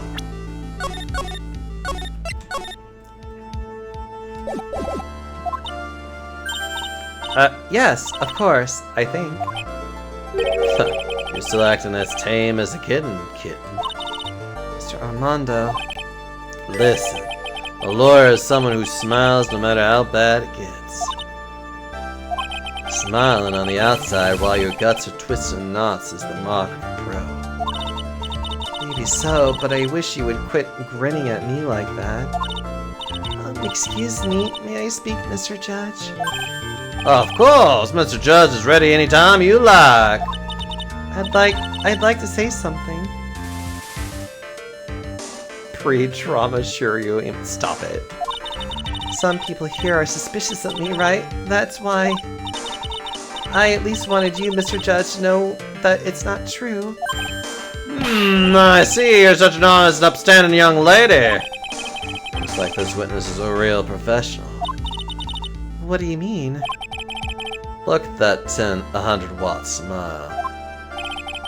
Just when things are darkest for her, click, she lights right up. Well then, let's hear what the witness has to say.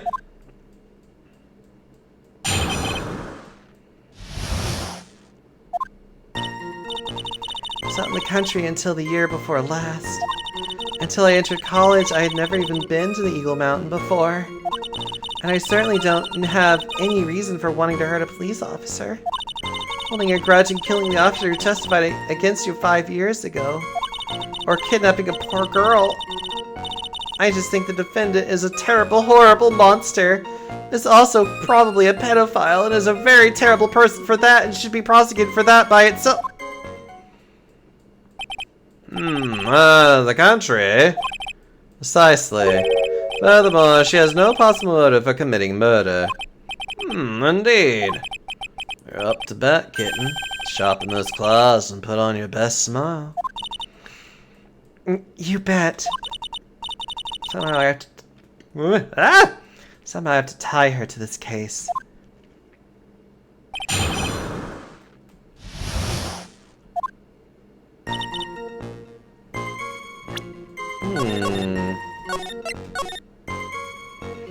Well, let's just do some general pressing. So, what country were you living in then? We were all living abroad, but after my parents were killed.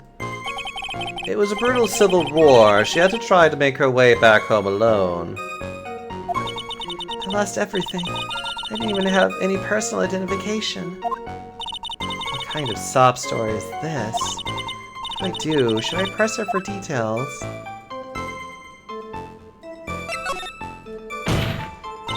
Witness, answer my question. I'll even repeat it for you. What country were you in? Objection! Your Honor, this line of questioning is childish.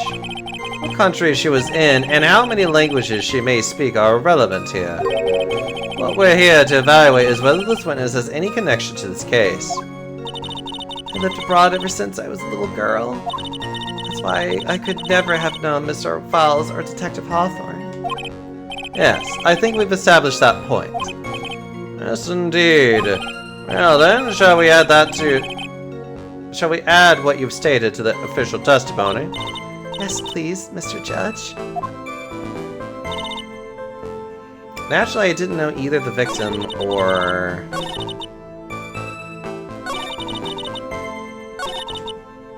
Hold it! You didn't know either person. Are you certain of that?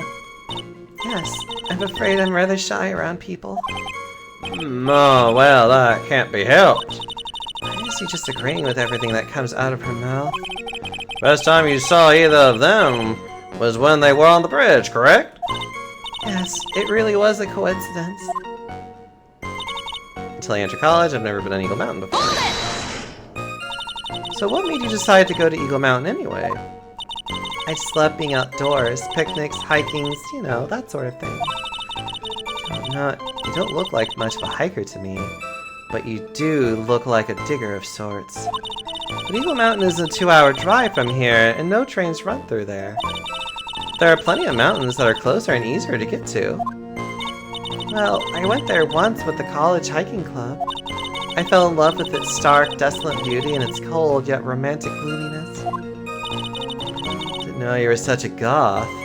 By the way, what's the name of your college? Objection! Prosecution objects to any questions that involves the witness's private life. All that matters is that she is a material witness to a crime. The witness doesn't need to respond to questions that are clearly malicious in intent. Thank you, she's really gone too far. Miss Faye, you're treading on thin ice here. I haven't said anything. Talk about sensitive. I certainly don't have any reason for wanting to hurt a police officer. Hold it! Perhaps, but your behavior today was very suspicious. Not only have you contradicted yourself here in court, but you know things you shouldn't. For example, the scratches on the trunk of the car. Well, that... Objection! Unfortunately, Miss Faye, your last statement proves nothing. Oh, really? And why is that? The witness came to the police station once to identify the suspect. The entire possibility that at the time an officer showed her this photo... That seems like a rather serious mistake.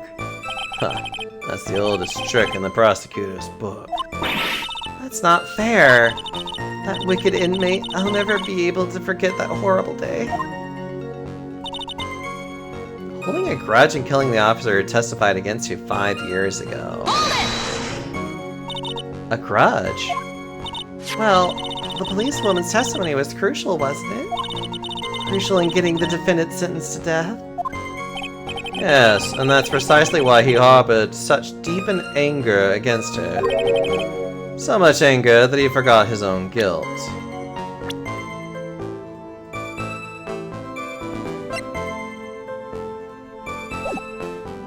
Objection!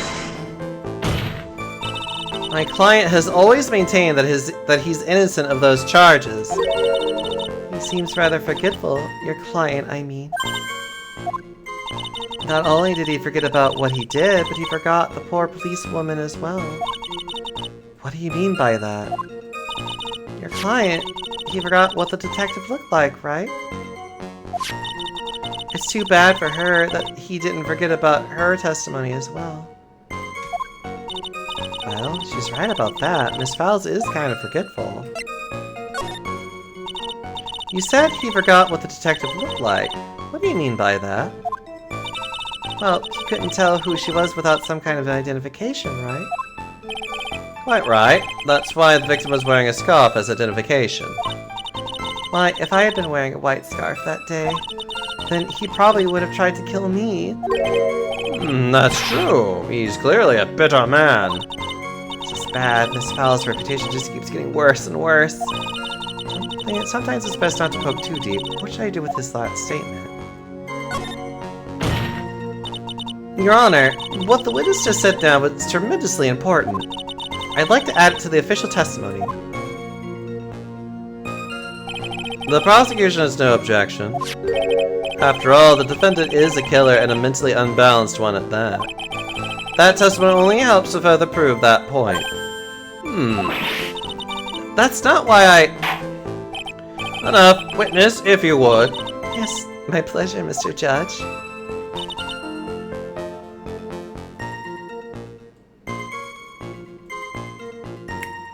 And that's the problem.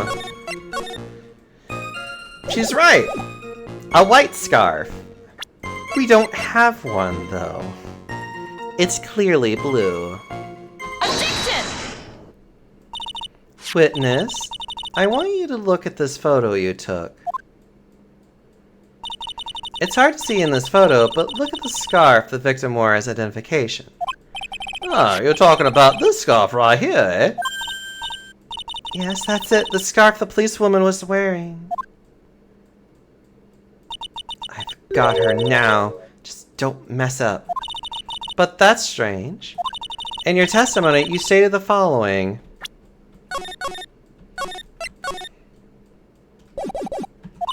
I guess I'm lucky I wasn't wearing a white scarf. White? This is the scarf you identified as belonging to the victim. But it certainly doesn't look white to me. Objection! Well, it was foggy that day, and it was raining as well. I'm not surprised that she mistook it for white. Objection! Sorry, but not this time. The witness has confirmed that this was the victim's scarf. Yes, but what's the significance? It's true that the scarf doesn't look white, but... There's only one explanation for this mix-up. There's the reason why the witness thought the scarf was white is... Take that! Witness, have you ever seen this note? No? No, never. Stop secret evidence. There's no reason that you would have. I wonder about that. What do you mean? The note shows Miss Fowle's instructions to the victim regarding their meeting. It says, wear white scarf for identification. White scarf? Witness, you knew what this note said. It's because you knew that you slipped up and mistakenly said white scarf. Well, Miss Foster. No! Order! Mr. Edgeworth, I'm waiting for an explanation. I'm quite sure this note wasn't leaked to the public. And yet, this witness knew exactly what the note said. At the time of the murder, the number of people that knew were quite limited. Terry Fowles is one. The person who wrote the note, Valerie Hawthorne, is another. And finally, one more person. Did you say one more person? That's right, a person that no one would have suspected. Have you figured it out, kitten? Yep. The third person that knew the contents of the note was...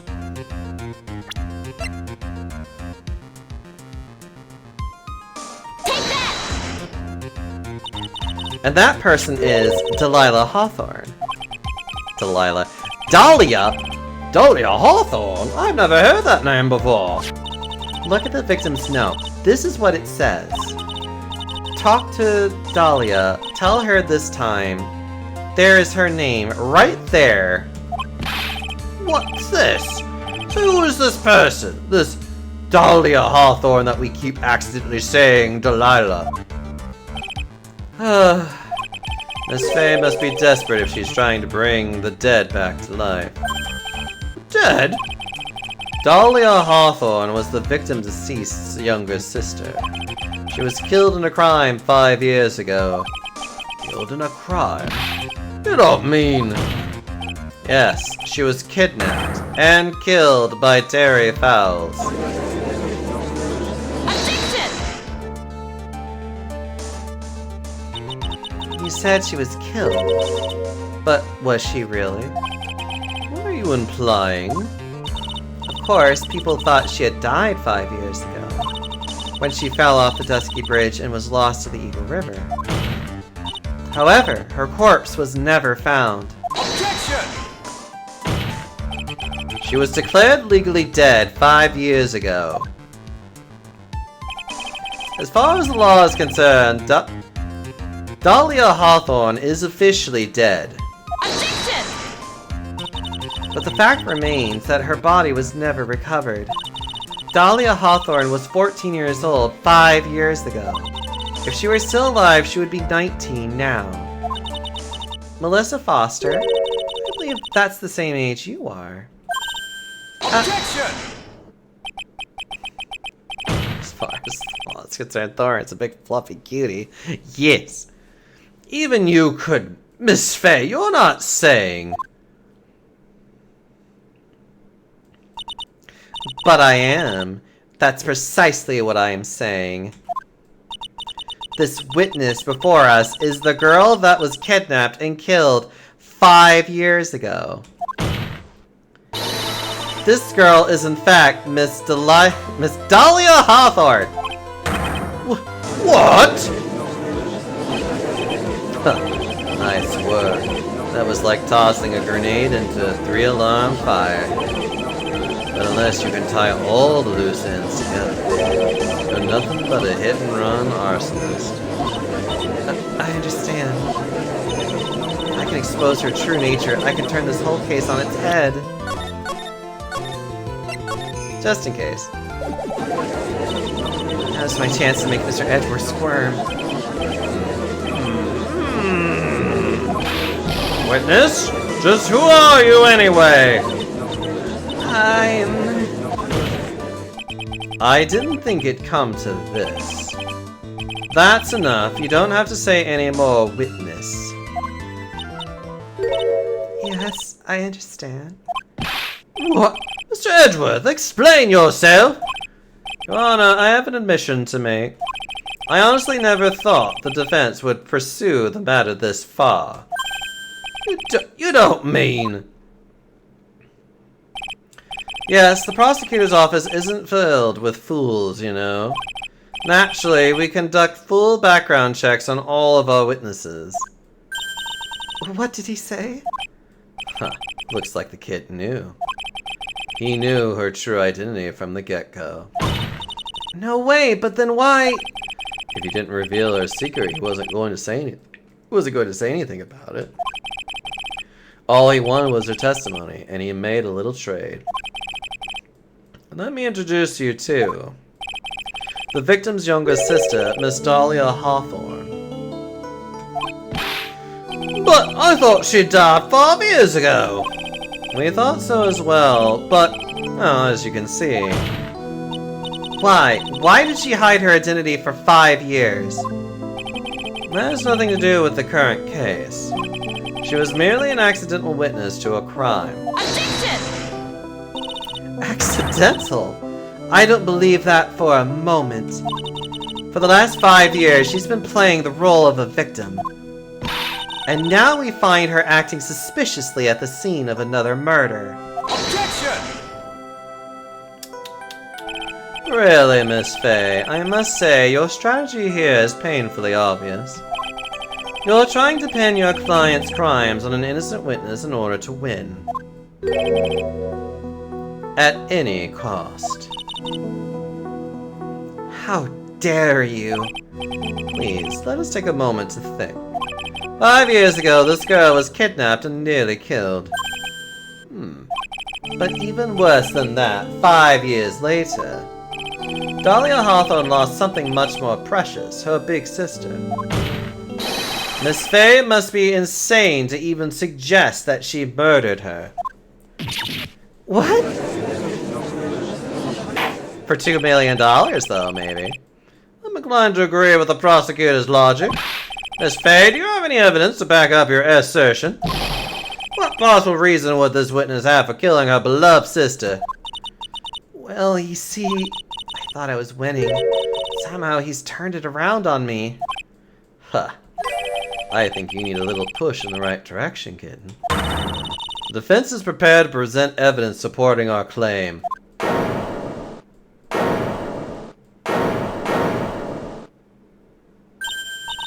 That wasn't me. It was this guy, this crazy coffee addict. Objection! I think we've heard enough empty threats from you, old man. What makes you think they're empty, boy? Because your protege looks like she's sweating bullets. I'm sweating bullets? You think you're in a tough spot, huh? Of course, aren't I? No. You just arrived at the moment of truth, that's all. Whether you win or lose, that's up to you. Up to me. The rashness of youth, how charming. It's coming from someone younger than me. Now then, let's not waste any more time. Miss Fey.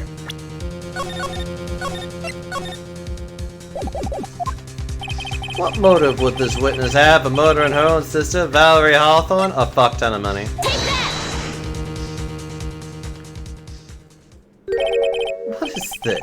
Is this the defense's idea of a joke?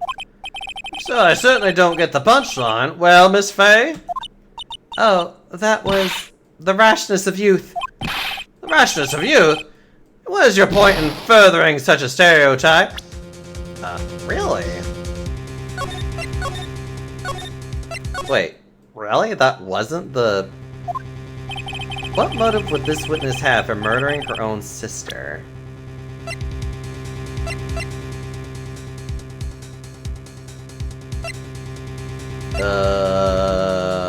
What?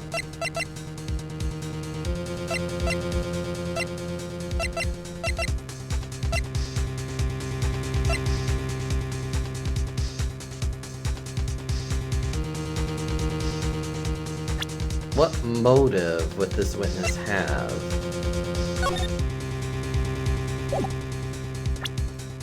Oh, I guess the witness's note would be enough. The story starts after Terry Falls escaped. Right. This game wants me to follow a very specific logic before I get to money! But, you know, so I'm like, okay. You know what? I'm gonna go get a quick drink. Hold on. Just, you know, well... Yeah, you know what? I'm just gonna get up. I'm just gonna leave my thing on. You're just gonna hear me get up to get to my little thingy-mabobber and be like, "Lip-dip-doo." Because there's like nothing but quiet, and I don't want to leave you with no sound. So you can just hear the sound of my voice and everything going on with me getting up to go get a drink.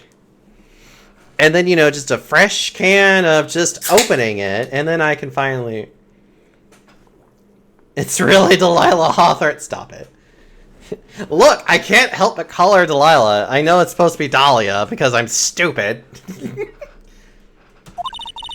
He called Valerie and told her he wanted to meet. This is the note she left. It says, talk to Dahlia. Tell her this time the whole truth must come out. Valerie Hawthorne gave Dahlia a warning. She told her she was going to reveal to the world the whole truth. Whole truth? There was a dangerously important secret between Valerie and Dahlia. That's the reason Dahlia felt she had to kill Valerie. To keep her mouth permanently shut. Objection! A terrific story, Miss Fey, if you like fiction, that is. Enlighten the court, Miss Fey. What was the secret that was so important? Where was your evidence? I swear to God, if this isn't the fucking diamond, I'm going to fucking lose it. Dahlia and Valerie Hawthorne and Terry Fowles. There's only one important secret that connects them all. Oh yeah, I know the secret. Your Honor, the defense would like to request further testimony. What testimony? Regarding the kidnapping 5 years ago, we believe it will explain a lot of things, such as the nature of the important secret between the Hawthorne sisters. Well, I grant your request for further testimony. I know it'll be painful for you, but can you enlighten us once more, my little Maple Leaf? I wish Happy was here. I feel like Happy would have so much fun being the judge of this. Yes, I'll try, Mr. Judge. Putting on the old charm one more time, Dahlia. But this will be the last time you hide behind your womanly wiles.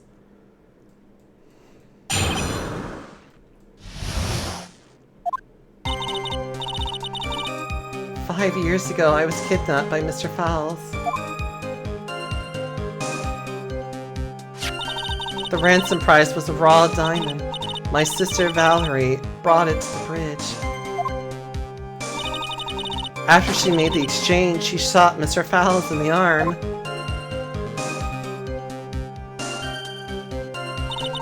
That's when Mr. Fowles tried to kill me by shoving me off the bridge from behind. I survived, but I was afraid I might be kidnapped again for my family's money. I decided to change my identity and start a new life."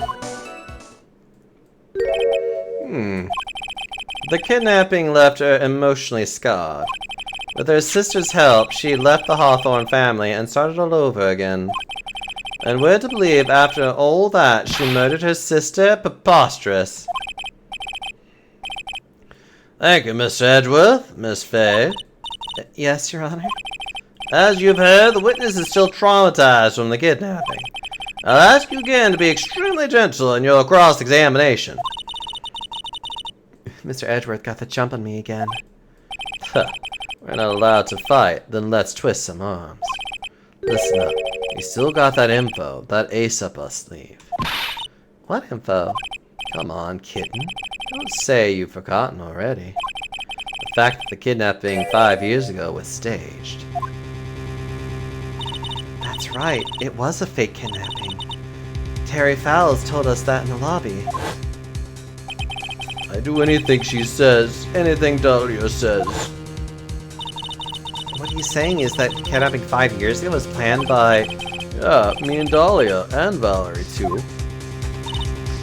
Yes, that's it. The fake kidnapping is your best shot, Mia. That's her secret. Now we have to prove it!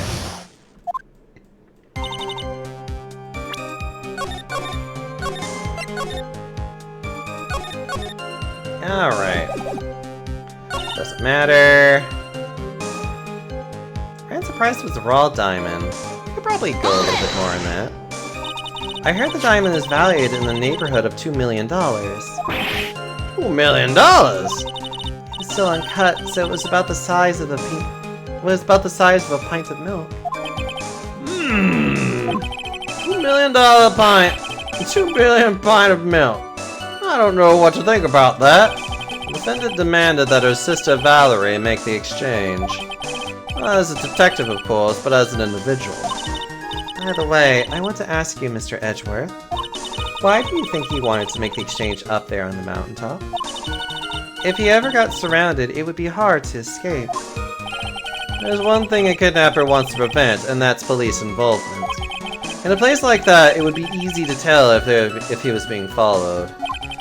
With only one entrance to the mountain, he was ensuring his safety. Objection! Hello, Blue. How are you doing? What a wickedly clever man that Mr. Falls was. Yeah, right. It was all your plan. Anyway, Valerie brought the diamond to the mountain and...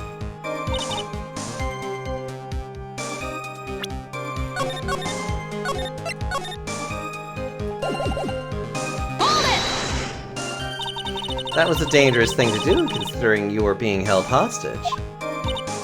Yes, but actually that saved my life. What do you mean? You see, Mr. Fowles was holding a knife in his right hand. Somehow, I just knew he was going to use it. I knew he was going to use that knife to kill me.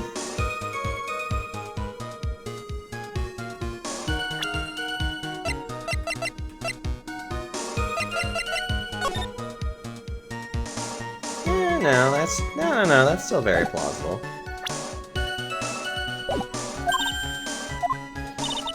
That's why my sister shot him. It was to save me. By shoving me off the bridge from behind. I'd like to hear more about what happened right at that moment. Well, when Mr. Falls was shot in the right arm, he let go of me.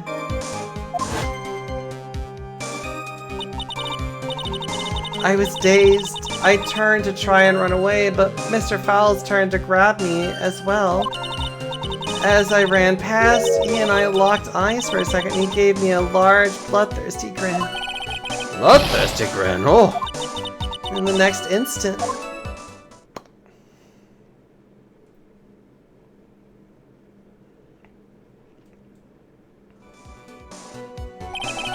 I advise the quote to remember that the river is 18 feet deep and incredibly swift. I was a strong swimmer, but I was knocked out. When I came to, I had been carried away by the river to a strange place. I'll never forget that day. The crumbling bridge, nowhere to run. Then just one little shove from behind, that was it. Before my sister could catch me, I fell into the river.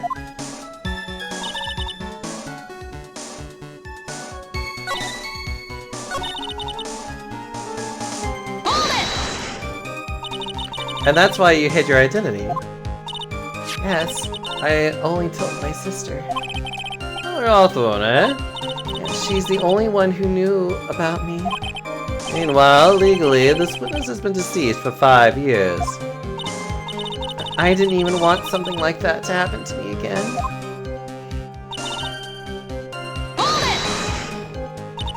And that new identity was Melissa Foster, right? Yes, my sister helped me get the official paperwork taken care of. That makes sense. Without an insider's help, doing all of the paperwork would have been impossible. She was the only person left in the world I could count on. And you think I killed her? There's no way I could. The moment of truth for this witness, too. Once the truth about this staged kidnapping comes out, everyone in the court will know how much of a Jezebel she really is. Just gotta prove that the kidnapping was a hoax. Did you and Mr. Fowles have a relationship? Yes, as a tutor? You were tutoring him, Mr. Fowles. No, of course not. Don't be ridiculous. Mr. Fowles came to the house to tutor me. That makes sense. 5 years ago, she was only 14. He probably came up with the kidnapping plan during that time. Hawthorns are in the jewelry trade and are quite wealthy, you see. Quite the clever fellow, that Mr. Fowles. I hear him right? Did you just call Mr. Fowles a clever fellow? Alright, we've gone through everything. Tutor and what, though? I don't know.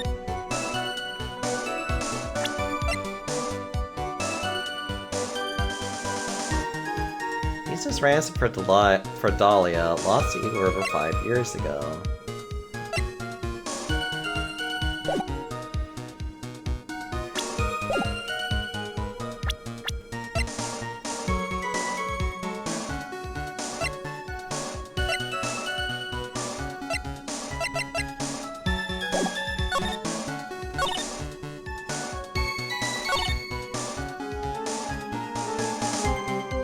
That's when Mr. Fowles tried to kill me by shoving me off the bridge from behind. I survived, but I'm afraid I might be kidnapped again.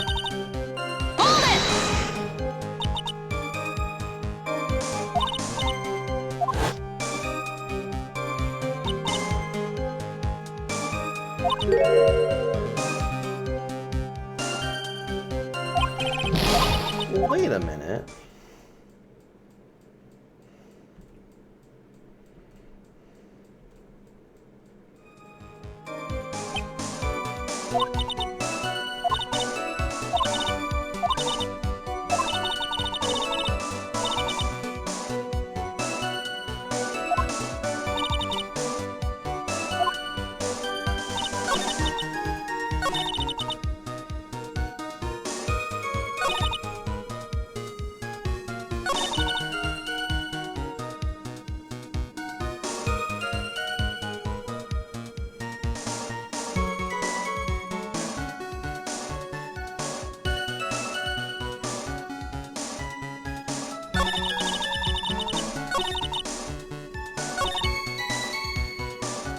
Brought it to the bridge. After she made the exchange, she shot Mr. Fowles in the arm.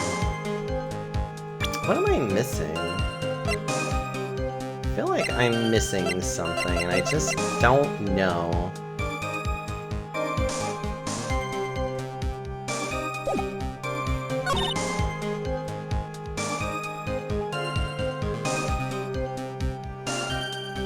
Is it really just, I need to put it like, why would he shove you from behind?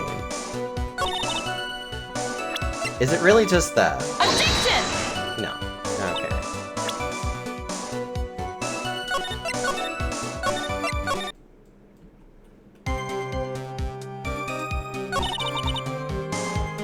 Survived, but I was afraid I might be kidnapped again for my family's money. Objection!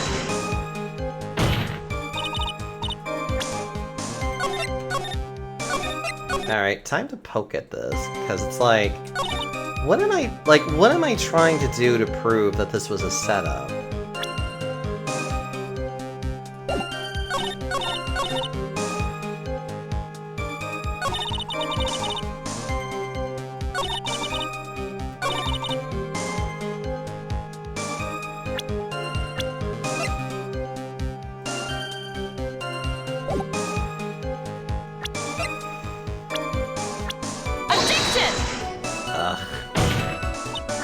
I don't know what I'm doing here. I don't understand the logic of this. You want that it was staged, right? Yes. I don't understand... I don't understand what piece of evidence that would prove that it was staged. Well, let's just go through it again.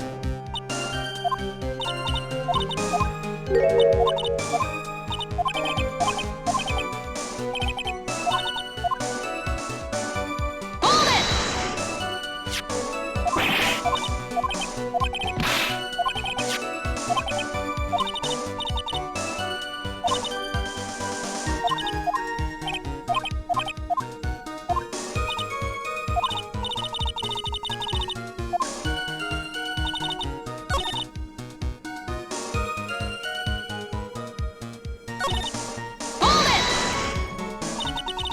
No, I'm gonna be serious. If somebody actually knows what I should be doing right now, please say something. I don't want to be spending 30 minutes trying to figure out what I'm doing. Because I am missing a very specific thing that is just like, I don't understand.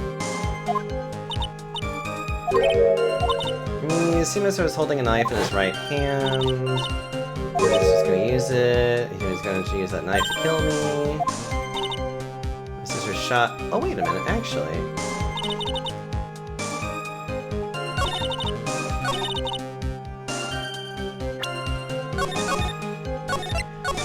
Wait a minute. Is it the fact that the bridge is really shitty? Objection! That has to be it. It has to be that.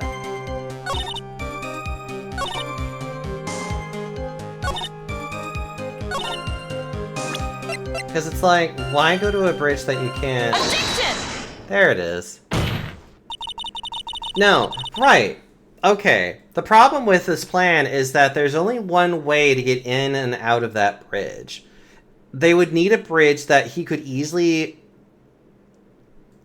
exit the opposite way. But he couldn't do that. You said that Mr. Fowles pushed you into the Eagle River. However, that's hard to believe. But it's true. I felt a push on my back. I'm certain of it. It was Mr. Fowles. My thought is falls on number 1, because why is he clever enough to do tutoring?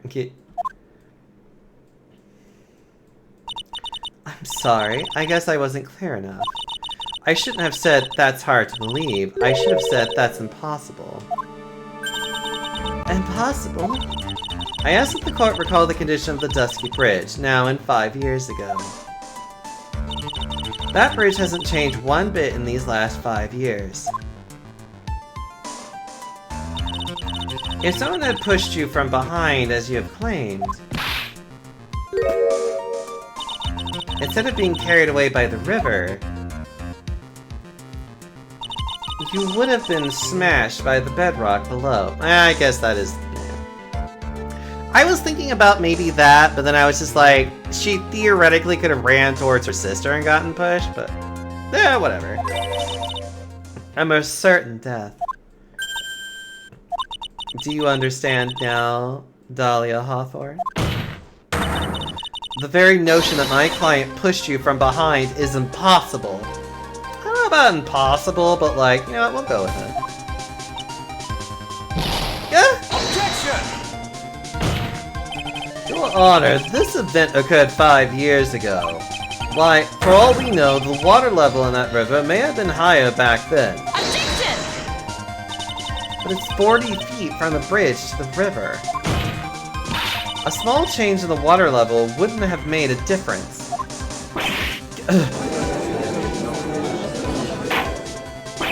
Alright, if the events occurred just as the witness had testified, then the defendant couldn't have pushed the witness into the river. Young lady, what is the meaning of this? You see, Objection! Just a moment, Your Honor. It's true that the witness testified the defendant pushed her into the river. However, she never stated that she fell from the back end of the bridge. Yeah, see, I skipped to this part of the logic of just being like, well, she could have ran forward. Because why wouldn't you run towards your sister? That would be, that would be the smart thing to do. What do you mean? After being shot in the arm, it's plausible that Miss Fowles panicked. Therefore, he could have unwittingly pushed her off the side of the bridge. If that's true, she would have fallen into the river. Now, Miss Hawthorne, is Mr. Edward's explanation correct? Now that you mention it... I do remember now, when I fell off the bridge, my skirt got caught on one of the bridge's side wires. You can't be serious. Order in the court. It seems Miss Faye's assault has finally reached its conclusion. Objection! Not now, Mia. This is no time to retreat. Unfortunately for you, this is just the start of Miss Faye's assault. What? I believe your reasoning went something like this, Mr. Edgeworth. After being shot in the arm, it's plausible that Miss Falls panicked. Therefore, he could have unwittingly pushed her off the side of the bridge. However, once again, I'm forced to say that's impossible. Hold on. That's probably because of this photo. Yeah. If she was 14, there's no way you could push her aside. Shit, even an adult that would be impossible. Ridiculous! What's so impossible about it? Because your flawed logic contradicts the court record. Take that! Your Honor, all the answers are right here in this photo. Take a look at the wires supporting both sides of the bridge. They extend up to about 5 feet off the ground. It would be impossible to push someone off from there. Objection! Let's remember the size and strength of the defendant. Wires like this would be no problem for him. He could have easily picked up a 14-year-old girl and thrown her over. Objection! So young and already so forgetful, Mr. Edgeworth. Mr. Falls had been shot in the right arm. Up. And more importantly, Valerie Hawthorne had her gun trained on him at point-blank range.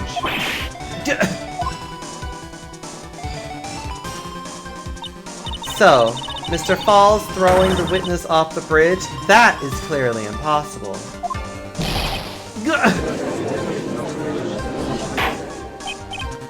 Order!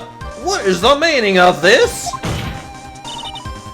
Dahlia Hawthorne, you jumped into the Eagle River intentionally. What? What is this? Objection! Indeed, what do you mean by such a ridiculous remark?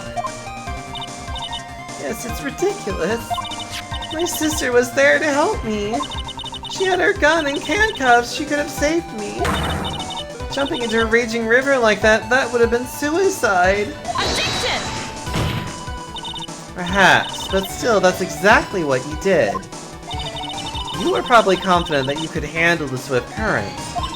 But even more so, the witness had a much more compelling reason for jumping into the river. Objection! Oh, and what was it? What was so important that she jumped into the river for? The witness is still alive. This fact alone explains everything. This is why she risked her life by jumping to the rapids of Eagle River. Take that! 5 years ago, something else disappeared along with Dahlia that day.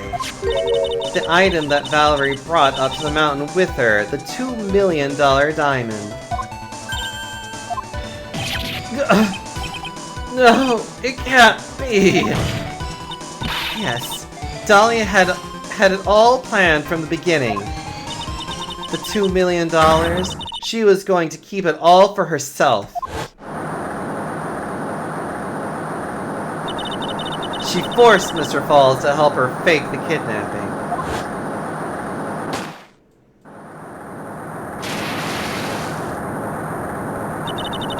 At the last minute, she betrayed him and threw herself into the river, with the ransom tucked away safely in her backpack.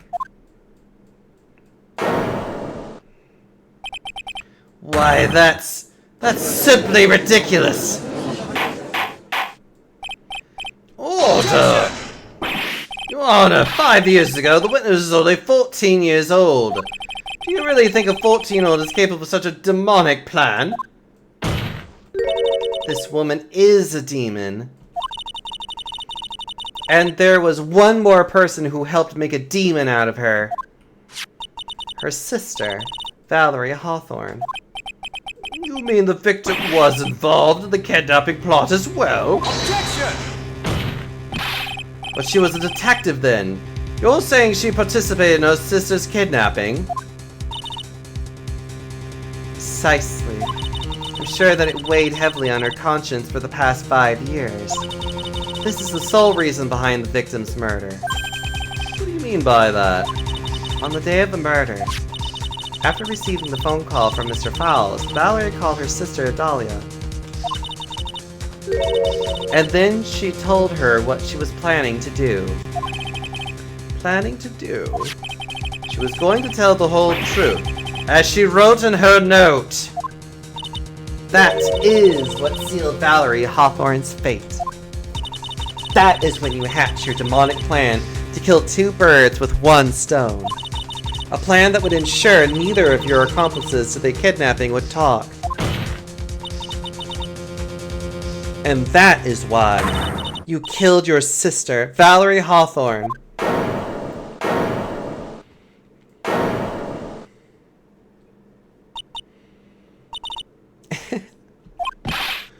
Who is that laughing at a time like this?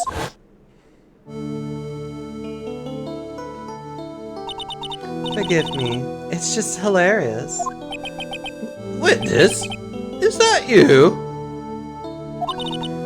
You amuse me, woman. Miss Mia Fey. You can certainly weave an exciting tale. Naturally, you have the evidence to back it up, don't you? Evidence? Evidence that I planned the kidnapping, of course? That at 14 I plotted it with Miss Falls and my sister? Well, And one more thing. What happened to the $2 million diamond? If you can't prove evidence to at least show that... well, Miss Fey? I don't know.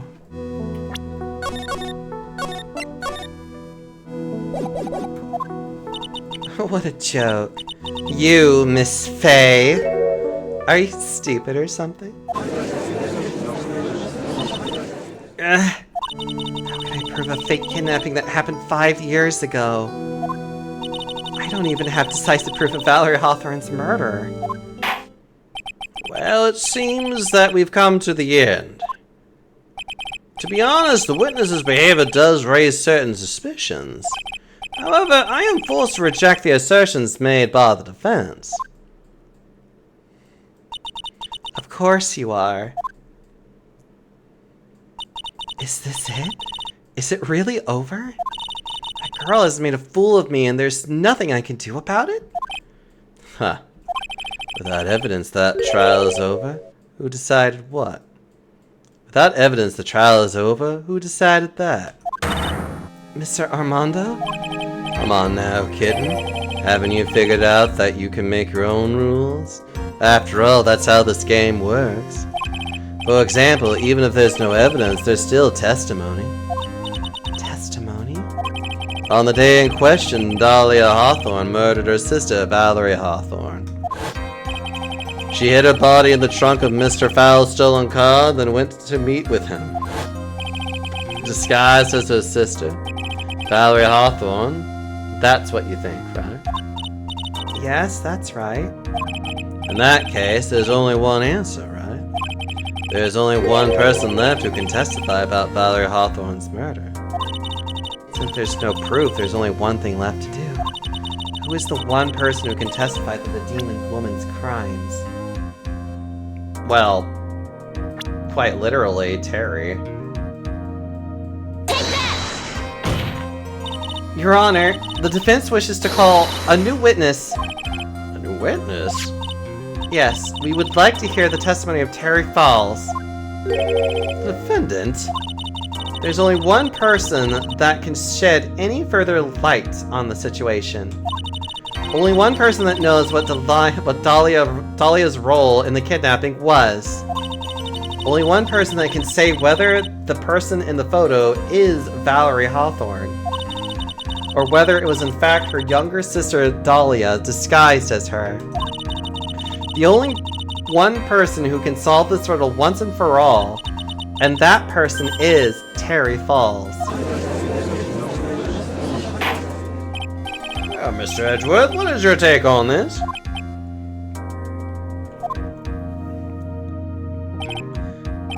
Why not? The prosecution has no objection.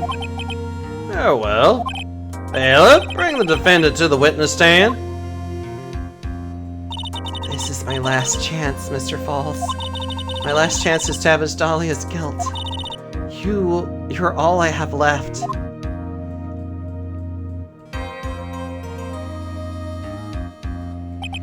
Defendant, you've heard everything that's been said up to this point, yes? Oh, I don't believe it. No way! Dahlia died 5 years ago. Valerie betrayed me. Mr. Falls, I don't know what she said to you 5 years ago, but one thing is clear. Dahlia is very much alive, and you were used for $2 million. The true... Mr. Falls, there's only one question I want the answer to. 2 days ago on Dusky Bridge, who did you meet? Was it Valerie Hawthorne or was it Dahlia Hawthorne? I'm pretty sure this is not going to go to anything else, but you know. Dahlia, did you betray me? 5 years ago, she promised never ever betray each other. Terry? Dahlia, it's true. You are love. You don't trust me anymore? That makes me sad. Tell the truth. Tell the real truth. I believe in you. I shouldn't need to say it. You should already know. But there is one thing that I will say. My life is in your hands right now, Terry. Dahlia. I will not allow Mr. Fowles to testify once and... I will allow Mr. Fowles to testify once and once only. Well then, Mr. Fowles, yours will be the final testimony in this trial. Witness. Good. I'm sorry. I apologize. Water, please, water. I can't talk. I need water. Huh. Oh well, I guess I'll have to mute my coffee instead. At least it'll match the way he's probably feeling right now. Darker and bitterer than hell itself.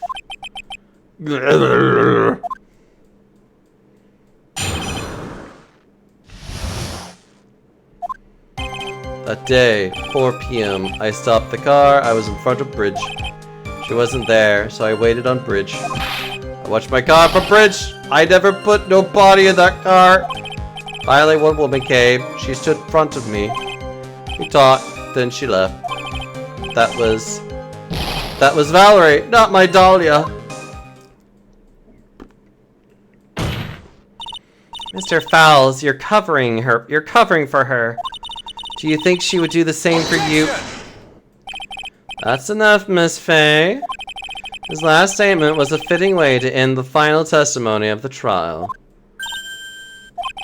Well then, Miss Fay, please proceed with your cross-examination. Is this how you want it to end, Miss Falls? Another guilty verdict to go along with your death sentence? There's only one person who can stop it. You, kitten. I think.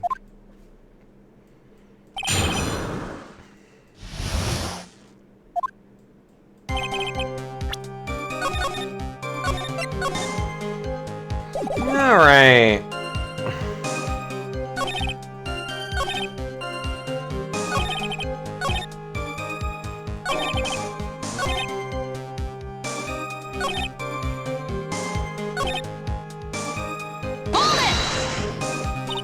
What did you talk to her about anyway? Mr. Falls? Valerie told the truth about the kidnapping 5 years ago. She said someone needed to take the blame for it. That was all I could do. That was all I could think to do, she said. That's why she lied, got me the death penalty. And were you satisfied with that answer, witness? Dahlia died. It was my fault. But I don't really remember. Maybe I did. Maybe I did push her in. It don't matter no more. Either way, my Dahlia, my sweet teen angel, dead. You just saw that she isn't dead. Valerie talked to me on Bridge. Nothing left to live for.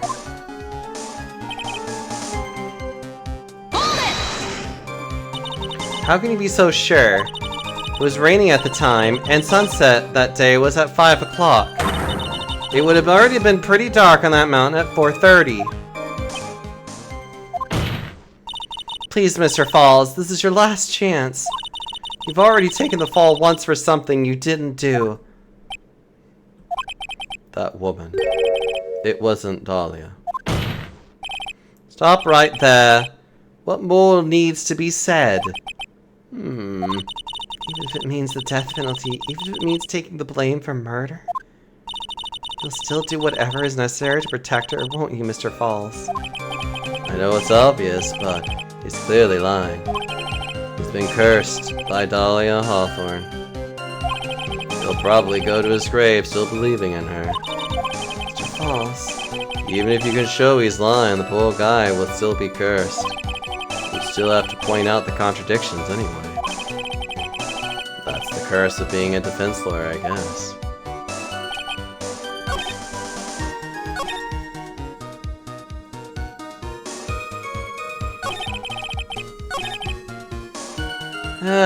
Let me make sure I'm not overly... She stood front of me.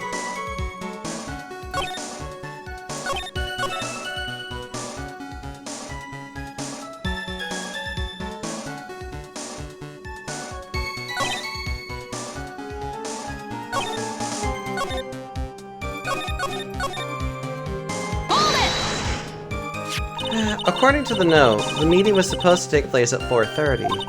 You certainly arrived early, didn't you? It was raining, already dark too. You waited on the bridge for 30 minutes? Mr. Falls? Blue Mountain, that spot, strong memories. Why didn't you just climb up? It it be he's hiding something here?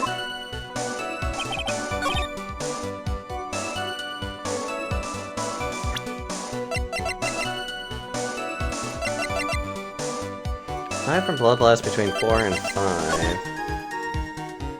At that bridge.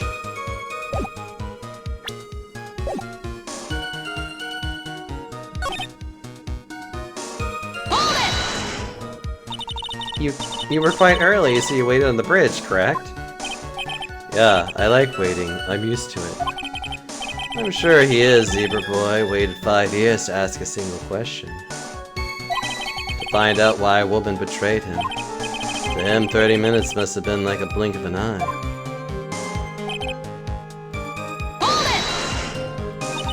You were watching the car? Bridge.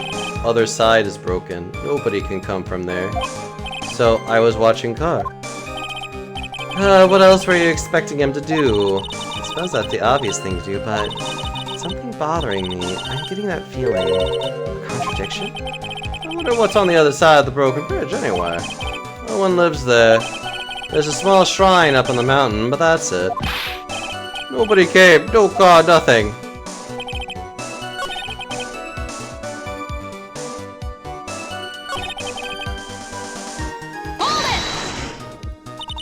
Mr. Falls, think carefully now. Are you certain that it was Valerie Hawthorne? I never lie. It's the truth. It was Valerie. I remembered her face. Wait a minute. If you had remembered her face, then why did you make her wear a scarf as identification? Sorry. I told a little lie. But the woman I met, she was different from the woman standing here now. She was different. It was Valerie.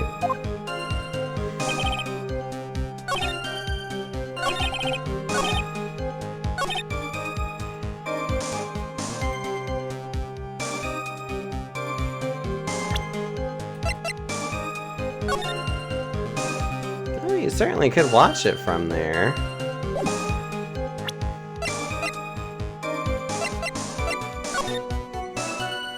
White scarf. What am I missing? What am I missing? What am I not thinking about? Well, I guess the big question here is, why would it be placed that way then?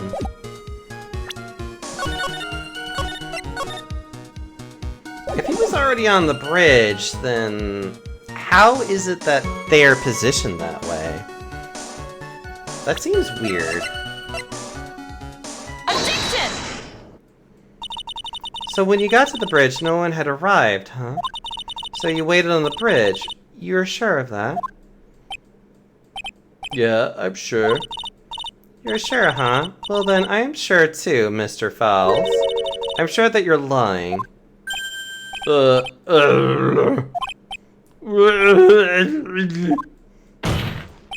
Oh, I would love to hear your rationale on this, Miss Faye. You want to know who arrived at the bridge first? Just look at this photo. It's perfectly clear. It's obviously the person that came first would be the one at the end of the bridge, right? But that's the victim at the end of the bridge. Precisely my point. In other words, Mr. Falls, you must have arrived at the bridge after she did.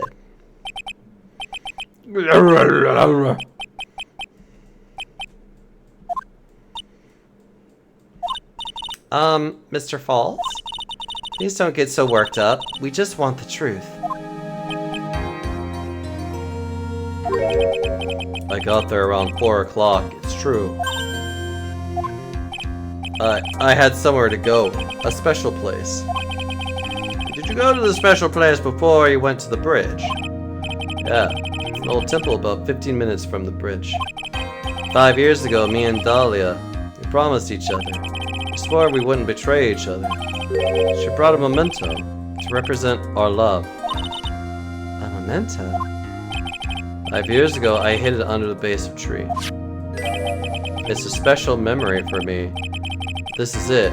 This is what I went to get.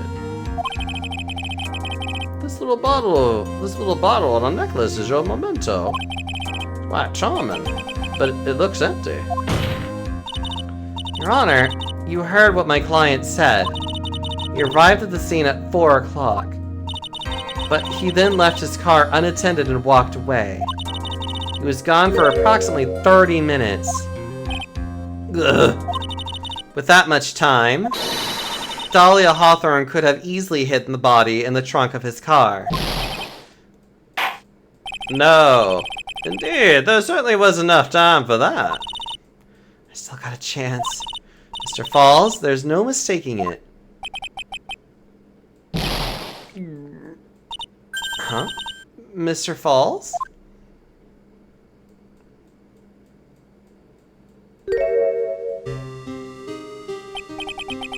That's enough, please. Witness! I promised her 5 years ago.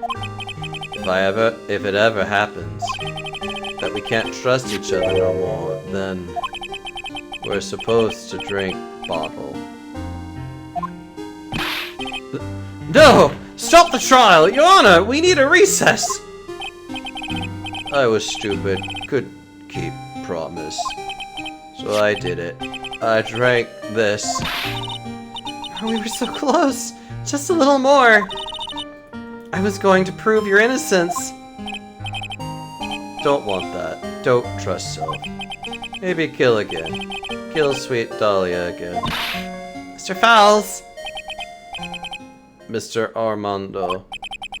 Thanks for the coffee.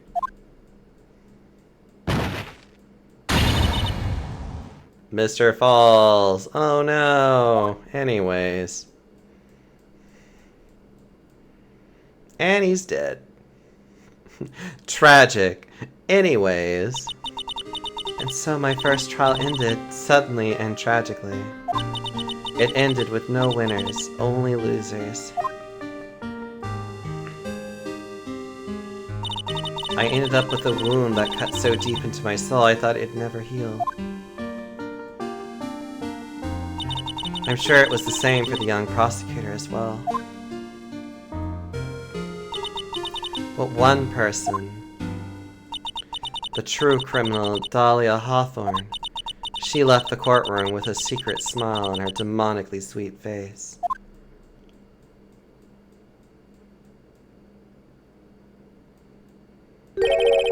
Unforgivable, that witch. Mr. Armando. We were so close to the truth. It was right there in front of us. You were just a little too soft, kitten. It's my fault. It was all my fault that Mr. Falls killed himself.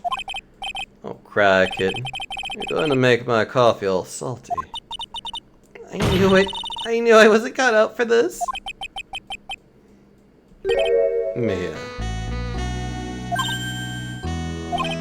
Don't you get it? You can't cry yet.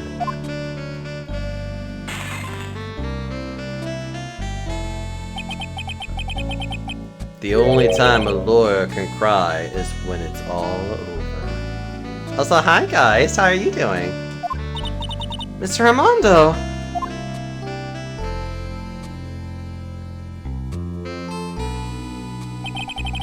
No matter how tough the case, no matter how bitter the memories, they always fade over time.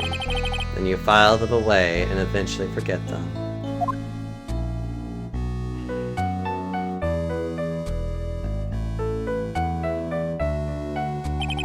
One year later, in this very same courthouse, I myself got wrapped up in that case.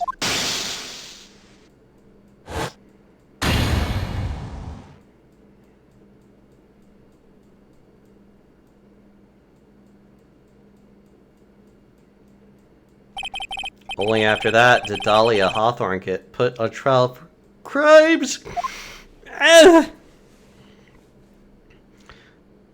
I was about to be like, she has to go back to her people.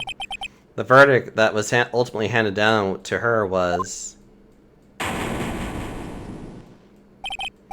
guilty, of course. Naturally, when the verdict was read, she had a perfect angelic smile on her face.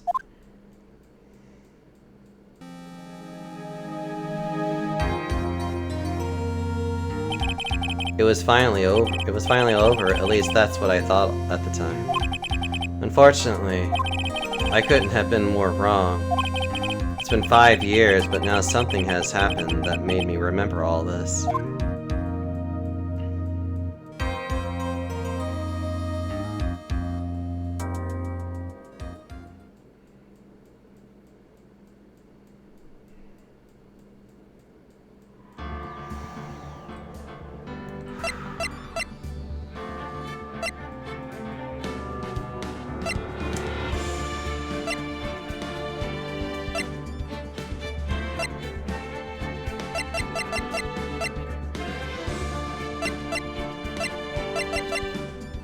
And that is where we will end off today. A nice beginning to that. To where I can now finally put a very big... Holy shit, am I able to finally be able to put the last episode up and be like, oh god, it's almost all over, chat. I'll definitely get a start on it tomorrow. Finally able to destroy that woman! Yes. We can finally end her once and for all. Oop, that's the wrong one. Ah, so loud. Sorry. Huh? Oh, right. I shouldn't do that. Alright. Actually, this kind of works out for me. I kind of wanted this to be a little bit on the shorter side, and a little bit more of just like a fun little game to play.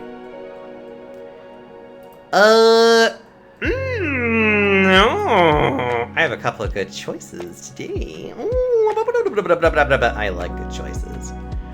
Let's see. Looks like they're getting close to that. A lot of good choices today. You know what? I don't think I've actually rated them anytime soon. Why don't I rate into them? Let's see, I do love a very cute Mr. Oh, it's... There you are! Yeah! Okay. We're gonna raid into Mr. Big Bun, who's currently playing some Dead by Daylight right now. That would be a fun thing to do.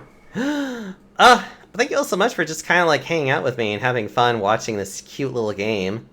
I'm definitely going to try and get a little bit further along tomorrow.